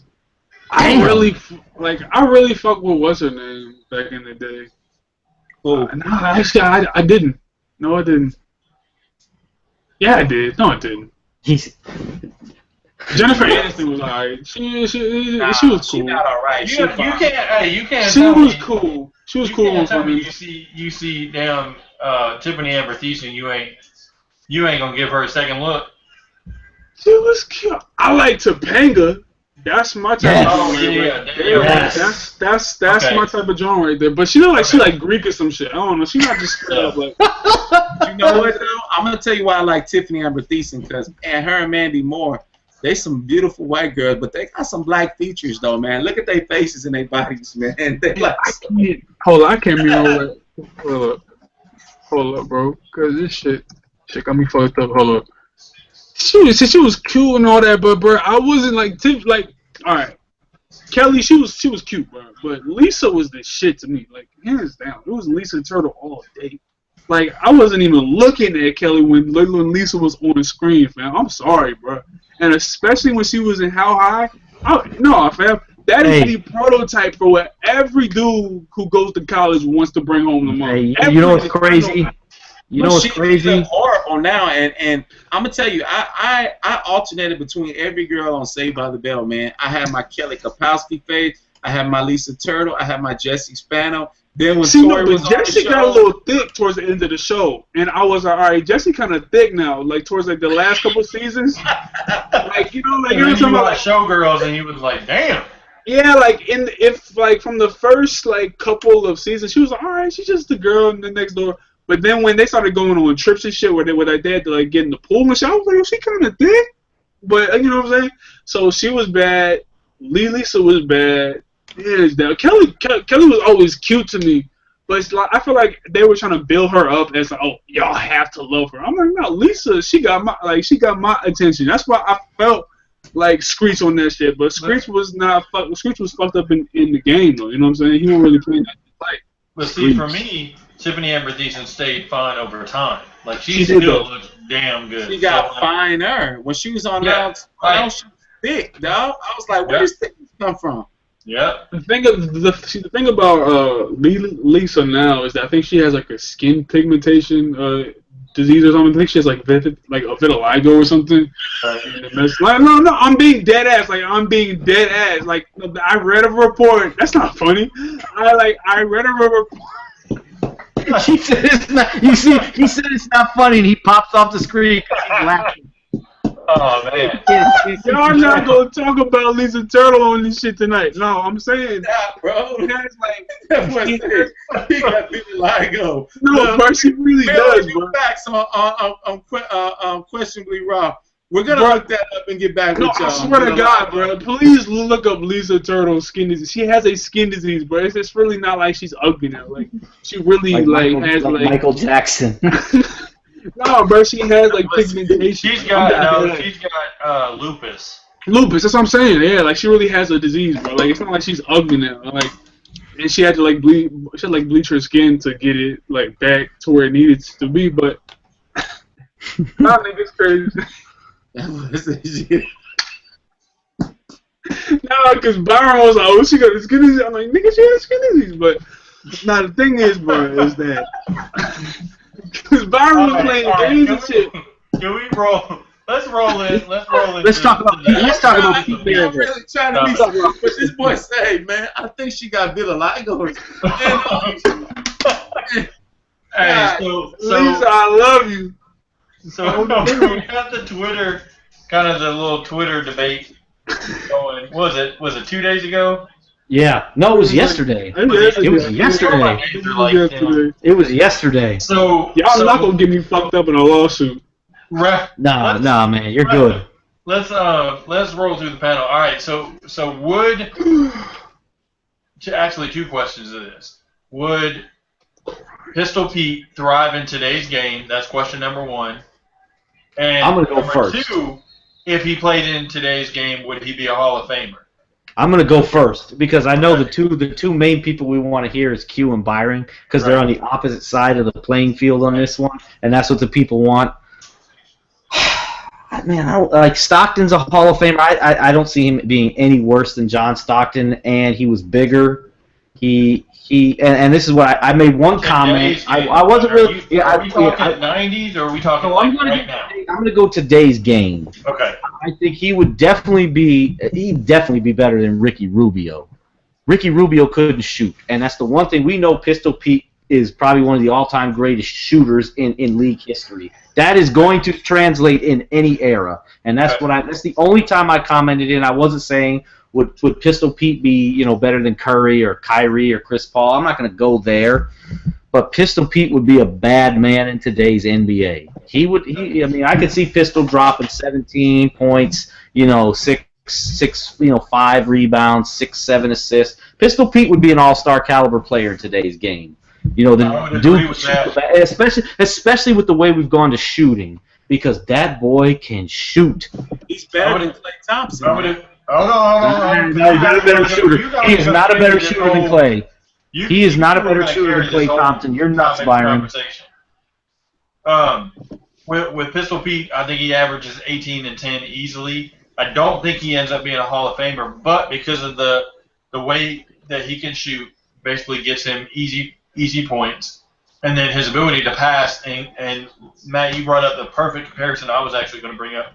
If Ricky Rubio can see the floor and the way he does, Pistol Pete's intelligence puts him that upper echelon. Yeah, I don't see Pistol's assist numbers super high because I think Pistol plays more of the two-guard role but handles it a lot, so I don't see his assist numbers super high. That's why I wouldn't go as high as 10. I think he's more of the two-guard who can handle the ball. So that's why I say 17, 5, and 5, 18, 5, and 5. I definitely all-star. I mean, with those numbers, shoot, hey, if freaking Yao Ming, who played like 6 complete years, can be a Hall of Famer, I mean, and I'm not hating on Yao, but the fact that he's in the Hall of Fame for being an NBA player is nuts to me. He did not play long enough. His body of work is not there. And he was great for the years he was great, but you have to have longevity. That dude didn't even have 10 complete years. You can't be a Hall of Famer because you had 5 great or 6 great seasons. Right. Can't do that. That's wrong. So Byron and Q were on the opposite ends of the spectrum on this debate. I want to go with, since we both kind of Matt and I went with thinking that he could play in today's game. Q, you brought up the point that he would not be able to. So elaborate on why, and then Byron, after Q goes, I want you to kind of elaborate, and then you real quick here, guys. We're not going to argue. Let's cuss each other out. Everybody has their opinions. Let's keep it friendly. Yeah. No, there ain't nobody cussing nobody out on here. Just make it. You got the mute button, and I know how to unmute this time. So yeah. Okay. Yeah. We're all good. Yeah. Oh yeah. That's right. Everybody's got solid points. Yeah. So Let's go. You take it, man. Pete Maravich was good for his time. Like, it's just leave him there. I mean, he's not gonna be good in today's NBA. If he's gonna be good, it's gonna be in a limited backup role. Like, dude, he was horrible on defense. Please stop acting like he would be good on. Like, no, he would get his shit took in today's NBA. Exactly. But James Harden's horrible on defense too. James Harden is terrible, but James Harden is a much better offensive player than Pete Maravich is. Like, let's not act like Pete Maravich is. But you have to remember, though, that's true. He's not Pete Maravich. I will give you not super athletic, not the most athletic guy, right? Me and you are in agreement on that. Athleticism he's below average. You're wrong, but I'll get there. Yeah, no, I'm not wrong. I know this. Very below average. Yeah, he's not. He would be a below average shooting guard, point guard athleticism, but he would be a superior shooter to 95 to 99% of players in the NBA, and that's why I think his shooting would open him up with his fundamentals. That's where I'm going with it. I don't know if he's a better shooter in today's NBA because, one, the basket is going to be higher, the three-point line is farther. I mean, let's not act like he's out here jacking shit like Steph Curry. He was a spot up shooter, if anything. But what is this? The basketball rim is higher. It's always been 10 feet. What it was? No, like. I guess what 3-point. Yeah, that's what I'm talking about. I'm sorry. Okay. No, the thing is that Pete Maravich, man, he's good for his time, but dude, players always got off on him. Please go back and check those stats. Players always had career games against Pete Maravich. His teams were never that great, and he's overrated because of his college stats. His college stats is legendary. But let's not act like a good college career means that you would shit on people in the NBA, and that's word to Jimmer Fredette, dude. Let's not act like he's good because of he was a great. But here's the thing, though. He did kind of shit on people in the NBA. Dude, he shit on people very rarely. If you go back and you watch, look at his numbers, though. He played basically in a. His numbers are limited. His numbers are in a limited frame of success. If you want to judge those couple years where he was really good, yeah, but that shows me that he's a product of his time.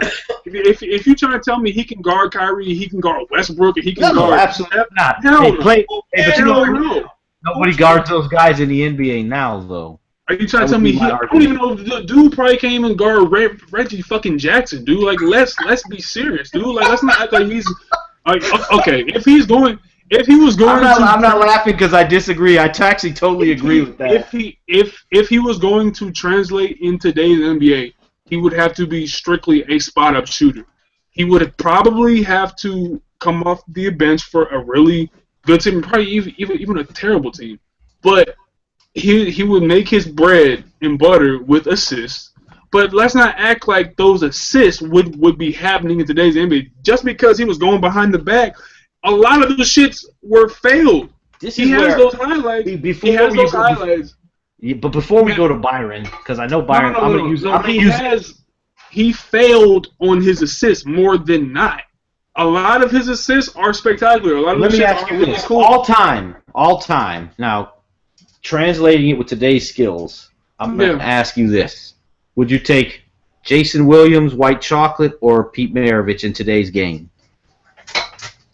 There's a reason I asked in that. 2016. Yeah. Who would you take in both? Overall in their prime, who's the better basketball player in today's game? Jason Williams or Pete Maravich? There's a reason I asked this. Has a better handle than Pete Maravich. Hands down, he has a better handle. The advantage is that one, I haven't seen Pete Maravich play even in like the 90s and shit, so it's like we can't really say that. The reason I ask that is this: even if you say, let's say you call it a tie, yeah. Jason Williams in his prime, basically you put him on. I mean, he's 15-7. He's 15-7 in his prime shooting. Yeah. But Pistol Pete was a much better overall shooter, and that's why I say I would take Pistol over Jason Williams, and he was 6'5", so he has an advantage there, and that's why. Jason Williams was really good. Are you really telling me that Pete Maravich is going to blow by people in the NBA? He's going to beat his defender? You know what? Let me tell you this. Here's the thing though. Spot up and shoot. But here's the thing. J.J. Redick averages damn near 17 a game. Pistol Pete is a much better basketball player. That's because he's playing with Chris Paul, and I don't know if Pete Maravich is better than J.J. Redick. I don't know. J.J. Redick creates a lot of his own shots. He does. If you watch the clips, J.J. Redick does. He does. He can get to the basket. I don't know if Pete Maravich is better than J.J. Redick. I don't know that shit. I don't know that. J.J. Redick is the man. J.J. Redick is one of the best role players in the NBA. Absolutely. So, for me to say Pete Maravich was better than J.J. Redick, that's a toss up. Show me. He's taller. Real quick. He's just as athletic as J.J. Just because he's taller doesn't mean he's better than J.J. No, I wouldn't say he's a better shooter, but outside of shooting, J.J.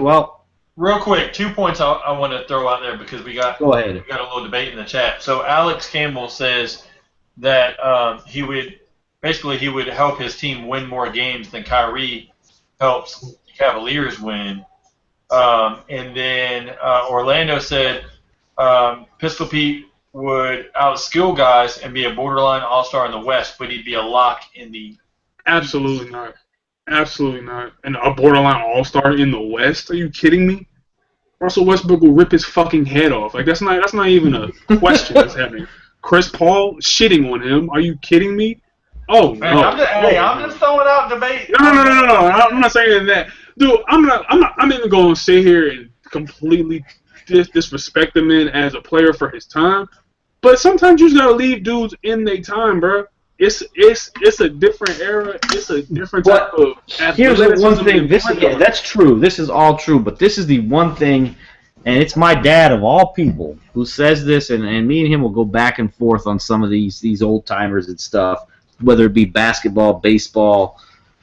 He says this. It's all relative. You give Pistol Pete the same training and all that stuff that these guys have now. Pistol Pete's a better athlete, which I would agree he would be, with the training methods they have now. Everything these guys do, I absolutely think Pistol would adjust. Those guys, that's where they would adjust. These guys weren't just born. Guys weren't just born, oh, I'm a better athlete. But these guys have been trained. Like, these guys are playing AAU and they're working out when they're 11, 12 years old. Like, with professional training. The fundamentals overpower the athleticism. A lot of these guys just have it. Andrew Wiggins was dunking on fucking 7-footers when he was 13 years old. You just have it. Dwight Howard had those shoulders since he was 15 years old. You just have it. And Pistol Pete, dude, he's a below-average athlete. I agree with that. Horrible defense. He's not He's not blowing past any point guards in today's NBA. If we're gonna be real, he would probably be slightly better than people like Calderon. Probably slightly better than people like Brandon Knight. If that, I don't know that because I think he's a product of his time. Dude is going behind the back.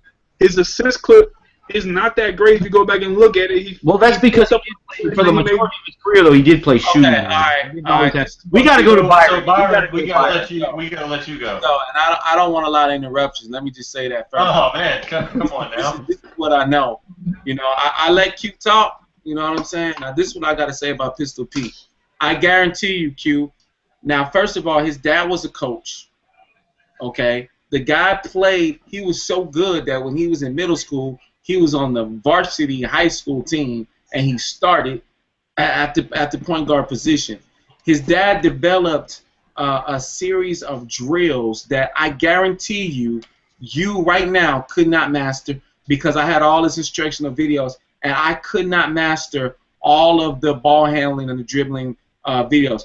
I mastered a lot of them. I wouldn't even say I mastered them. I could do them at a decent level, but I had not even mastered them, and I studied those drills for years. And what I was able to accomplish, you know what I mean? They made me an incredible ball handler. Did they not, Matt? Mm-hmm. Did they not? Yes. You know what I'm saying? And I was a late bloomer. And the fact that this man mastered those, his dad would drive around the block at a slow creep and have him dribble the ball with his right hand. Then he'd come around and say, okay, left hand. He will blindfold himself and play and dribble the basketball. The skill set that he had as far as fundamentals, there is no other player in the history of the game that had the fundamental. I'm talking shooting, passing, ball handling, dribbling. Nobody had the fundamentals that this guy had. No one. And I think that 30 years from now, there's going to be some snot-nosed kid telling you, I think LeBron and Michael Jordan were good for their time, but come on, bro, we got to leave them in their time. And you and I both know that LeBron James and Michael Jordan and Kobe Bryant and Magic Johnson and Isaiah Thomas and Allen Iverson and Hakeem Olajuwon, their game, their skill set transcends time. Pistol Pete was 6'5". He had crazy court vision. Even Earl Monroe, who was a street baller, who went to the league, Pistol Pete Maravich said himself, he couldn't guard Earl Monroe. This is what he said. This is what the man said. Now at 6'5", he was very skinny because the game has evolved from that time. Whereas like even Michael Jordan himself, when Michael Jordan came out, he was like 6'6", 180 pounds. Because even though the game was very physical, there was no flagrant foul in the league. So you come out showboating trying to dunk on everybody like Michael Jordan did, they would throw him down. He hired a personal trainer by the name of Tim Grover to get him past the Pistons because they were so physical. And the game They brought in the flagrant foul, and they took away the hand check because the game was just entirely too physical. And you adapt to the game of your time period. You got to remember, they were wearing Chuck Taylors back then. Pistol Pete Maravich could jump. And I'm not saying he didn't have no Michael Jordan hops, he didn't have no Kobe Bryant hops, but he could jump. He had a nice vertical leap. He was not quick. He was not Kyrie Irving quick or Chris Paul quick, but he was fast as far as getting up and down the court. I think that every time, like Matt said, is relevant. Like just like when we had Freddie Coleman here, he was like, look, yes. What's his name? Oscar Robinson. He said is a hater, but yes, he absolutely could have played in today's game. Matt's dad, who grew up watching him, he told us the very same thing. If you want to see somebody who's very reminiscent of a Pistol Pete Maravich, you got to look at somebody like you got to look at your boy Simmons. You got to look at somebody like even a Magic Johnson. But what is more factual would probably be a Jason Williams, a John Stockton. He would be better than John Stockton if he played in the '90s. He never had the luxury, besides his brief stint with the Celtics. He never played with a good team. Now, I'm not saying this is an excuse. He was an alcoholic when he was in the NBA. He was not focused. But it's not the fact that he was putting the ball behind his back when people weren't doing it. That has nothing to do with that. That was a very, very minute aspect of his game that he was doing. And he was considered a showboat. He had an array of fundamental. If you don't master the fundamentals, you cannot do the in-game things that he did. He was exciting to watch, and he was very, very skilled. And I guarantee you that he died in 1988 or 89. I want to say 89. He passed away because he retired early from the NBA. He became a very devout Christian. He had a heart attack playing the pickup game. His dad's dream was to play for the Celtics. When he was a kid, he knew Bob Cousy. You know what I mean? He played with the Celtics. You know, and you can talk about Bob Cousy. We know he wouldn't play in today's game. I won't even. He couldn't even dribble with his left hand. Yeah, but Pistol Pete, he was in the company of these people when he was still a kid, and he was probably as a kid more skilled than Bob Cousy was as an adult. Man, because Bob Cousy was crossing people over right hand to right hand. At 9 years old, he was putting on exhibitions for grown adults. Exactly. And I think that, and you know, I'm not one of those people that says, oh, it's like one kid tried to argue me and Matt, and I've had kids to tell me Michael Jordan wasn't that good. He's not better than Kobe, and you know, I've worked with kids, and I had kids argue me up and down, and I had a kid argue me say LeBron James is up there with Michael Jordan. He is as good, but the kid was like born and like he never saw Michael Jordan play. He didn't watch basketball, and I'm like, you can't. You know what I mean? And my thing to him was, how can you make that argument? Like, I saw the majority of his career. Mind you, I was 2 when Michael Jordan came into the league, but I saw the majority of his prime career. I watched it. So my argument to that kid was like, hey, don't negate the people that don't. You know, they paved the way and they were innovators, but you can't say that what they would not do today because your scope is of the modern day. That time was relevant. Yeah, Earl Monroe was busting his chops back then, but all the black players from his time that really had game, like Julius Erving, Earl Monroe, George Gervin, every last one of them said that, and we know Julius Erving was a specimen. Every last one of them said that they did not want any parts of Pistol Pete Maravich. They did not want to guard them. Tell me Dr. J is not lightning quick. He says he's explosive like a Russell Westbrook. To do the stuff he did, you can't tell me that Dr. J, and you cannot tell me that George Gervin was not quick and they were not athletic. And they all said they did not want any parts of Pistol Pete Maravich. And that speaks volumes for his game. that boy, that guy could play the game of basketball. And I think today, if like put him on a team like the Warriors, yeah, and you telling me that, and I'm not saying that he's better than Curry, but I'm saying you put him at the 2. You know what I mean? He's not better than Klay Thompson. I would not put him at the team. Well, I would say, I'm not saying he's not better than Klay. I'm not saying that, but he can't do what Klay does because that's not his game. He's just not better than Klay Thompson. Like I think you all are. Put him over Sean Livingston. Put him over Sean Livingston. I'll tell you, he's better than. He's definitely better than Sean Livingston. Sean Livingston can't shoot a shot outside of 10 feet. Better than Jason Williams, and he was better than John Stockton. I don't know if he's better than John Stockton. You put Pistol Pete on that team, and you run that same pick and roll, and you put him on the Utah Jazz. I'm talking about a Pistol Pete who's not just a skinny white boy from Clemson. I'm talking about you put a Pistol Pete. Okay, he came up through the AAU. He came up, lifting weights. He came up. Now he's genetically engineered. I mean, he's what am I trying to say?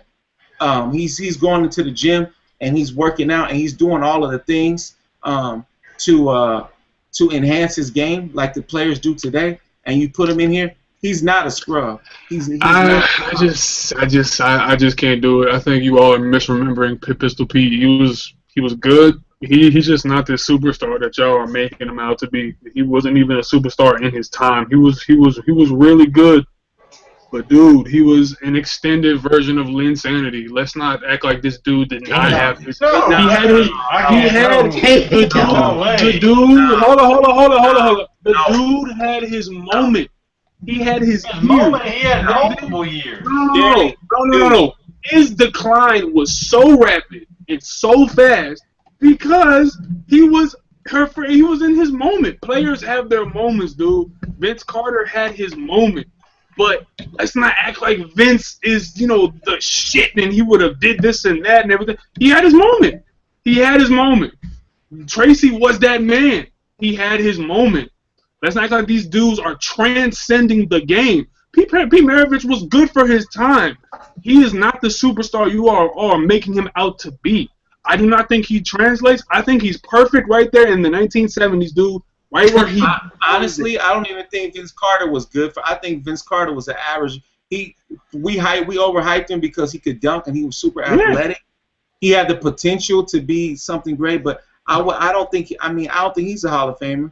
You know what I mean? Vince, you know why I do? Here's the thing, though. When we judge Hall of Famers, if Yao Ming's a Hall of Famer, Vince Carter's a Hall of Famer. Yao Ming ain't no Hall of Famer. Yeah, but yes, he is though. He got in. So does Vince Carter get in? Before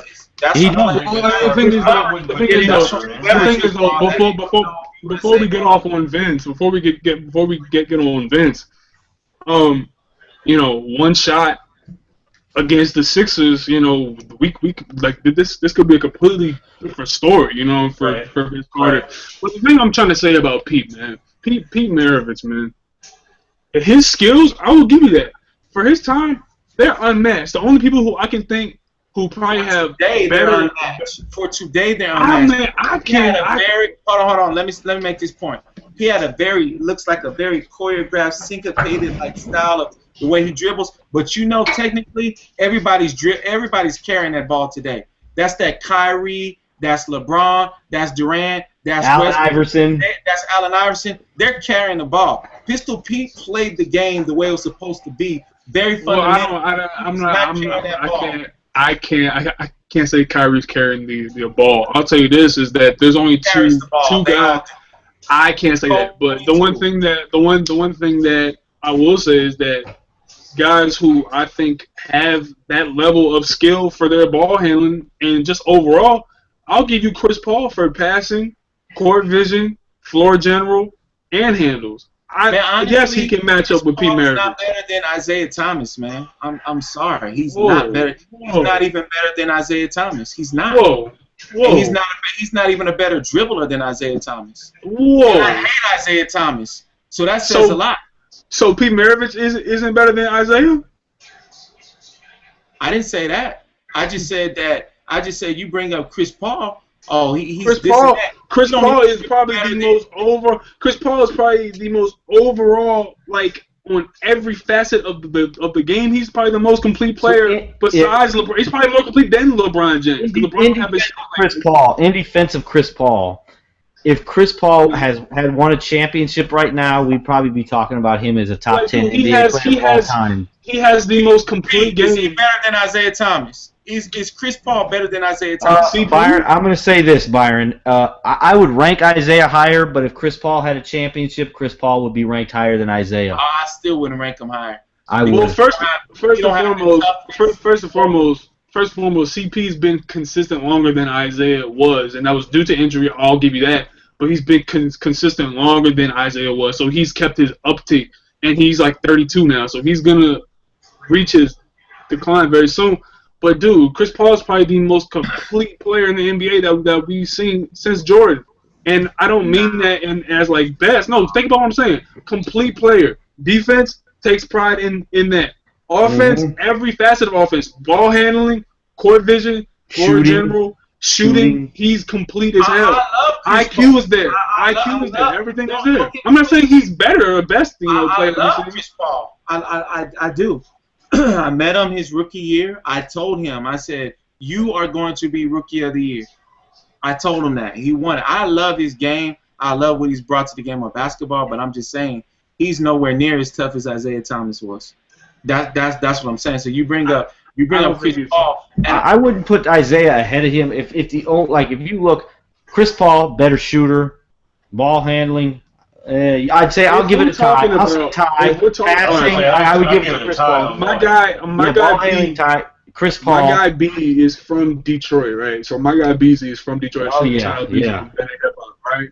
Beasley's from Detroit, and Beasley says all the time. He was like, "Yo, I grew up watching Isaiah. CP reminds me just of Isaiah Thomas. He's just like Isaiah." Matt, who did I tell he reminded me of? Who did I tell you? Probably Isaiah.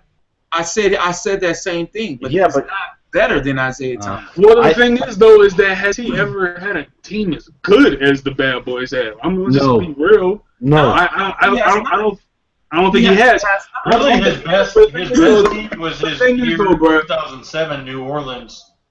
That was a good team. Let me ask you this, Byron. If you put Isaiah Thomas on the 89 Pistons, are they still NBA champions? If you put Chris Paul instead of Isaiah?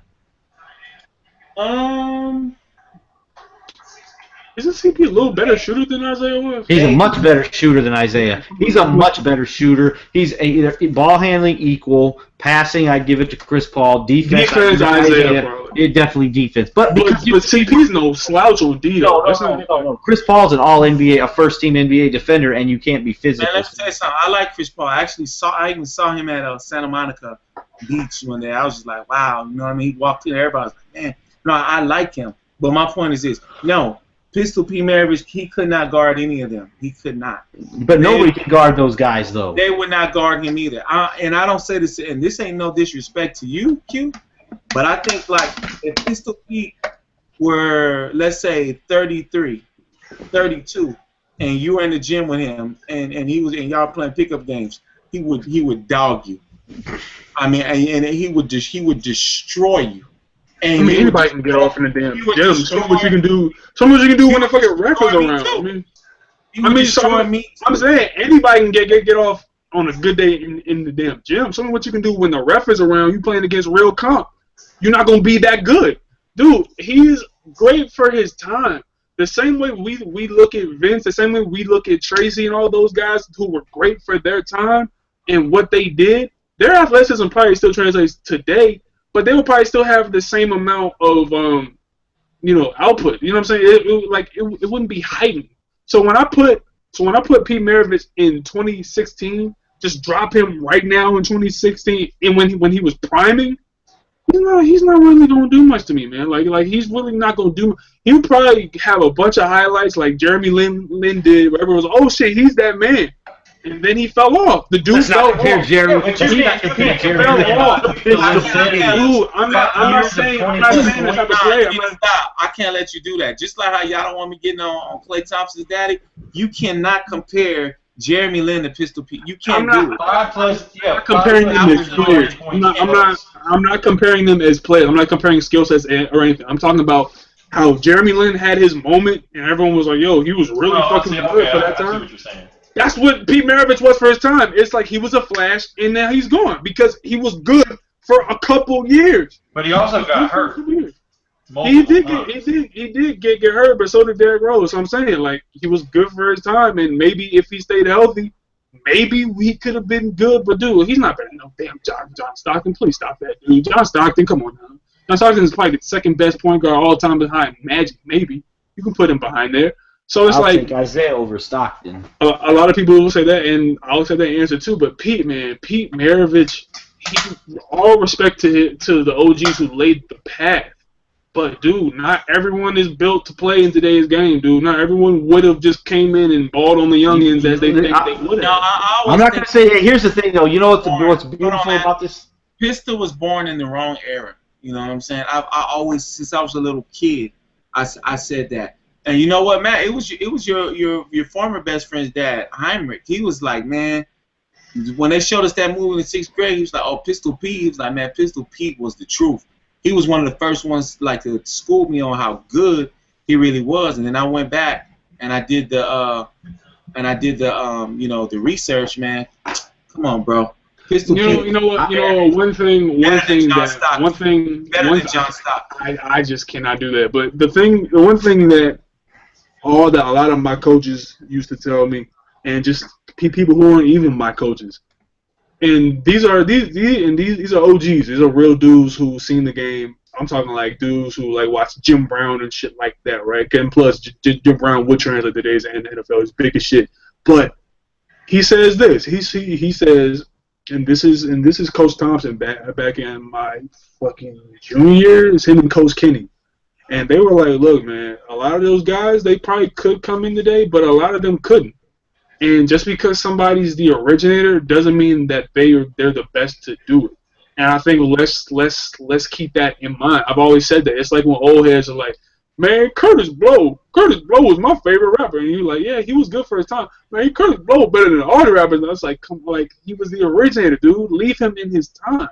Curtis but not that's not why I told you that on Twitter. No, I didn't say you did. I put him there because he got game. I ain't say that's why you did it. I'm just saying is that there are guys who are like, well, they were the originals, so they would be good, right? No, that's not necessarily always true. Just because somebody's in their moment at that time, dude, we all have primes, and this is why these debates never go anywhere. I think this is. I want to go here. I gotta ask you this, Q, and I think we know how you feel. We know how Byron's feel. We know how everybody feels. Can Pistol Pete be an NBA player in today's game? Let's ask that. Dude, could he play in today's NBA? I think if Bino Udrih can play backup point guard for the Miami Heat, so can Pete Maravich. But Bino Udrih is not a fucking star. He's not a fucking all-star. He's going to give you some good minutes. He might even give you some good playoff minutes where you're like, holy shit, this guy's pretty good in the clutch. But you're not going to look at him and say, yo, all-star. Like, no. Like, he's going to have his moments where everyone's like, holy shit, this dude's pretty good. Like, if 5'9" Isaiah Thomas can be good for Boston, I'm not going to put it past the guy who has those type of fundamentals to be a serviceable point guard in today's NBA. If Jason Terry can get a workout with the Milwaukee Bucks, then Pete Maravich in his prime most likely is going to start over Michael Carter Williams. But how much better is he going to be than Michael Carter Williams? That's what I have to see. That's what I have to see. I have to keep in mind with body type. I have to keep in mind with the athleticism of the game and just how everything has changed, dude. But this is why these debates never go anywhere, because we're just talking about GOAT. But it's still good to get both sides of the point. Yeah, so, absolutely. So we can always agree to disagree, but I'm gonna use one analogy that you used, which was hip hop. And I'm not saying this because this guy's somewhat before my time. I mean, I was maybe like 5 or 6 when he came out, which is Rakim. He was ahead of his time. And mind you, this man came out when we were like 5, right? Yeah. 5 or 6. And when we were 20, we were still like, when that Truth Hurts record came out, when was that, man? 2001, 2? Yeah. When we were like 19, we were like... Are you talking about when Rakim was on the track? Yeah. It was when 02, yeah. So addictive. So He's addictive, and supposed to come out with a Rakim new album. killed it. We were Yeah, like... with Aftermath. We were like, man, when Rakim and Dr. J, when this come out, like, we on it, man. Like, because his skill set stood the test of time to where it was like, and at that time, Rakim got to be 50 now. He's probably like early 50s now. 52. And so at that time, he was like, what, late 30s? Damn near 40. Yeah, in his 40s. Are you talking about the 18th letter and shit when he? No, we're talking about. Remember that song? Remember Truth Hurts? He had a verse and shit. Uh-huh. No, not the Washer. It was called Truth. It was Truth Hurts. That was the artist and Truth Hurts. The name of the song. Yeah, the song was So Addictive, I believe. So Addictive. Okay. Yeah. So Addictive. Listen to it. Rakim murdered it. And then he had a song with Jay-Z, The Watcher 2, on the Blueprint. Yeah, which was dope. Yeah, that's what I'm talking about.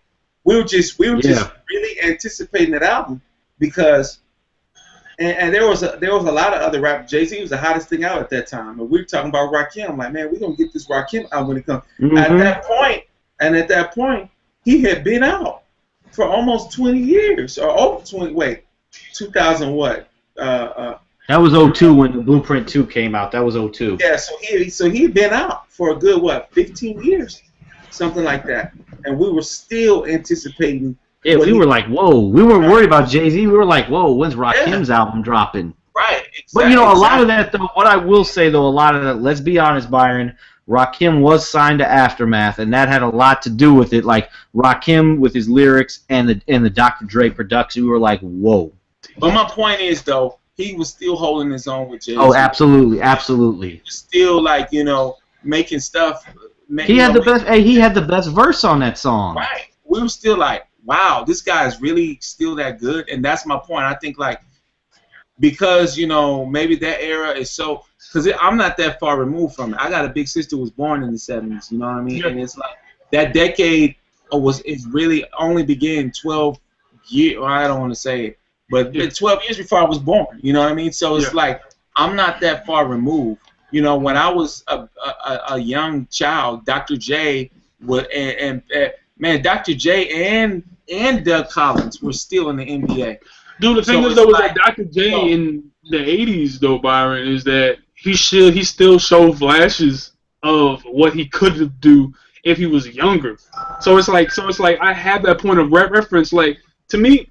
And this is very biased of me, but from 79 and up, that's usually when I can. Well, I'm sorry, 77 and up in basketball is when I'm like, yeah, these guys could play today. Most likely, every time I see a guy in like 1969 and 70, I'm just like, yeah, okay, he really gonna have to show me something for me to be like, holy shit, this guy could have played. Dr. J, I know could have played. Rakim can still come in and drop bars on motherfuckers who claim that they the best rapper alive right now. Yeah. It's those middle ground guys where I'm like, okay, you had your moment, but I'm gonna need you to really show me something for me to be like, yo, hands down, could have translated. No disrespect to those who think Pete Maravich could have translated and been a fucking star. If you believe that truly, there's no way I can disprove it. I can only give you my take. My take is sometimes people are better teachers than they are players, dude. Like, fucking Rick Carlisle, dude.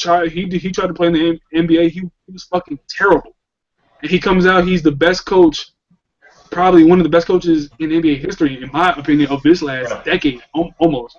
So for Rick Carlisle to do what he does on the sideline and then be trashed on the court, that shows me that maybe Pete was just really good in his moment, but he taught so many people how to play the game that maybe he was a greater coach than he was a fucking player. And that's saying something because he was really good first time. Okay. All right. Well, I'm not trying to convert you to the Church of Pistol Pete and Latter-day Saints. Hey, you know what though? This is what we want. This is what everybody wants to see. They want debate, man. Yeah. Hey, we're gonna give it to them better than First Take. Absolutely. Yeah, they want Skip and Steven. So, we're gonna close it out for tonight because it's midnight on the East Coast, so I gotta wrap it up. But just want to highlight real quick. So we've got Tuesday. We're gonna do we did a favorite sports films tonight. We're gonna do our favorite films of all time, genre free. So it's overall. Basically, we'll have to do a top. What do you guys think? Top 10, top 20? 10. It's between 7 and 10, whatever. I'll do top 10. So we'll do top 10 films of all time. Get into that discussion. Thursday is the live fantasy football draft. You know what? You know what, Pete, is I really think we should do them by genre. Can I tell you why I think we should do them by genre?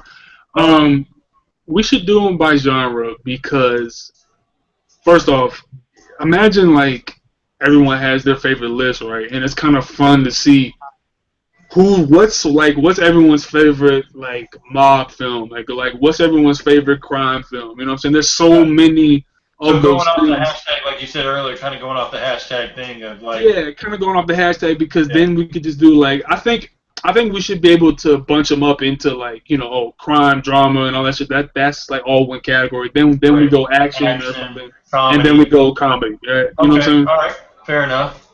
All right, so we'll do that.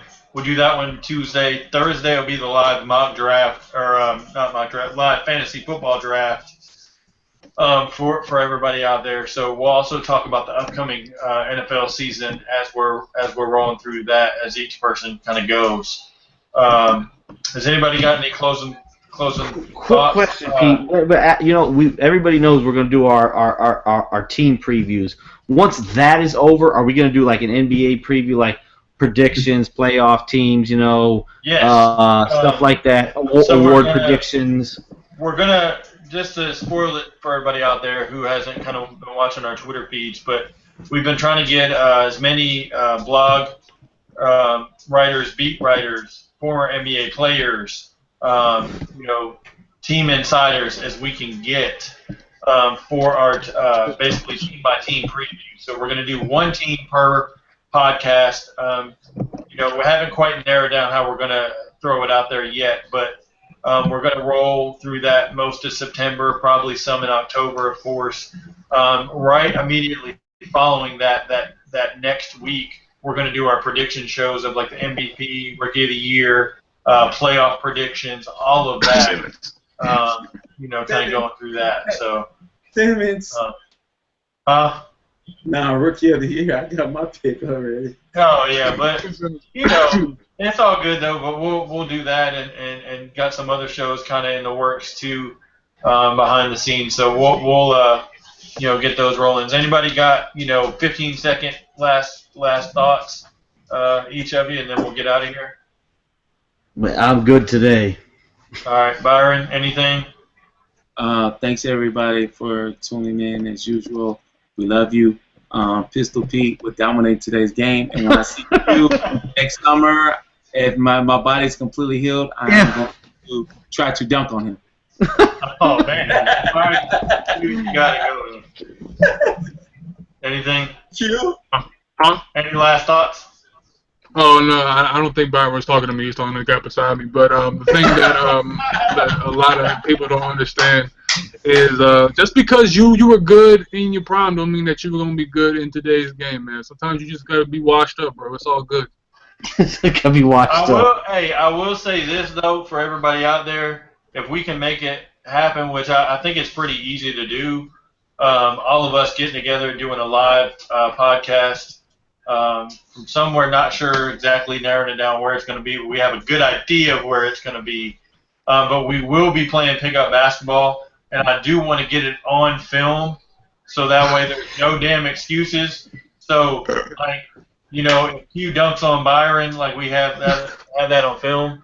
I've only been dunked on once in my life. Well, he is. That's all right, though. It's a good time for everything, though. That's right. Hey, so we'll see. But on that note, thanks everybody for watching another episode of Unquestionably Raw, and we will see you next week. Oh, shit.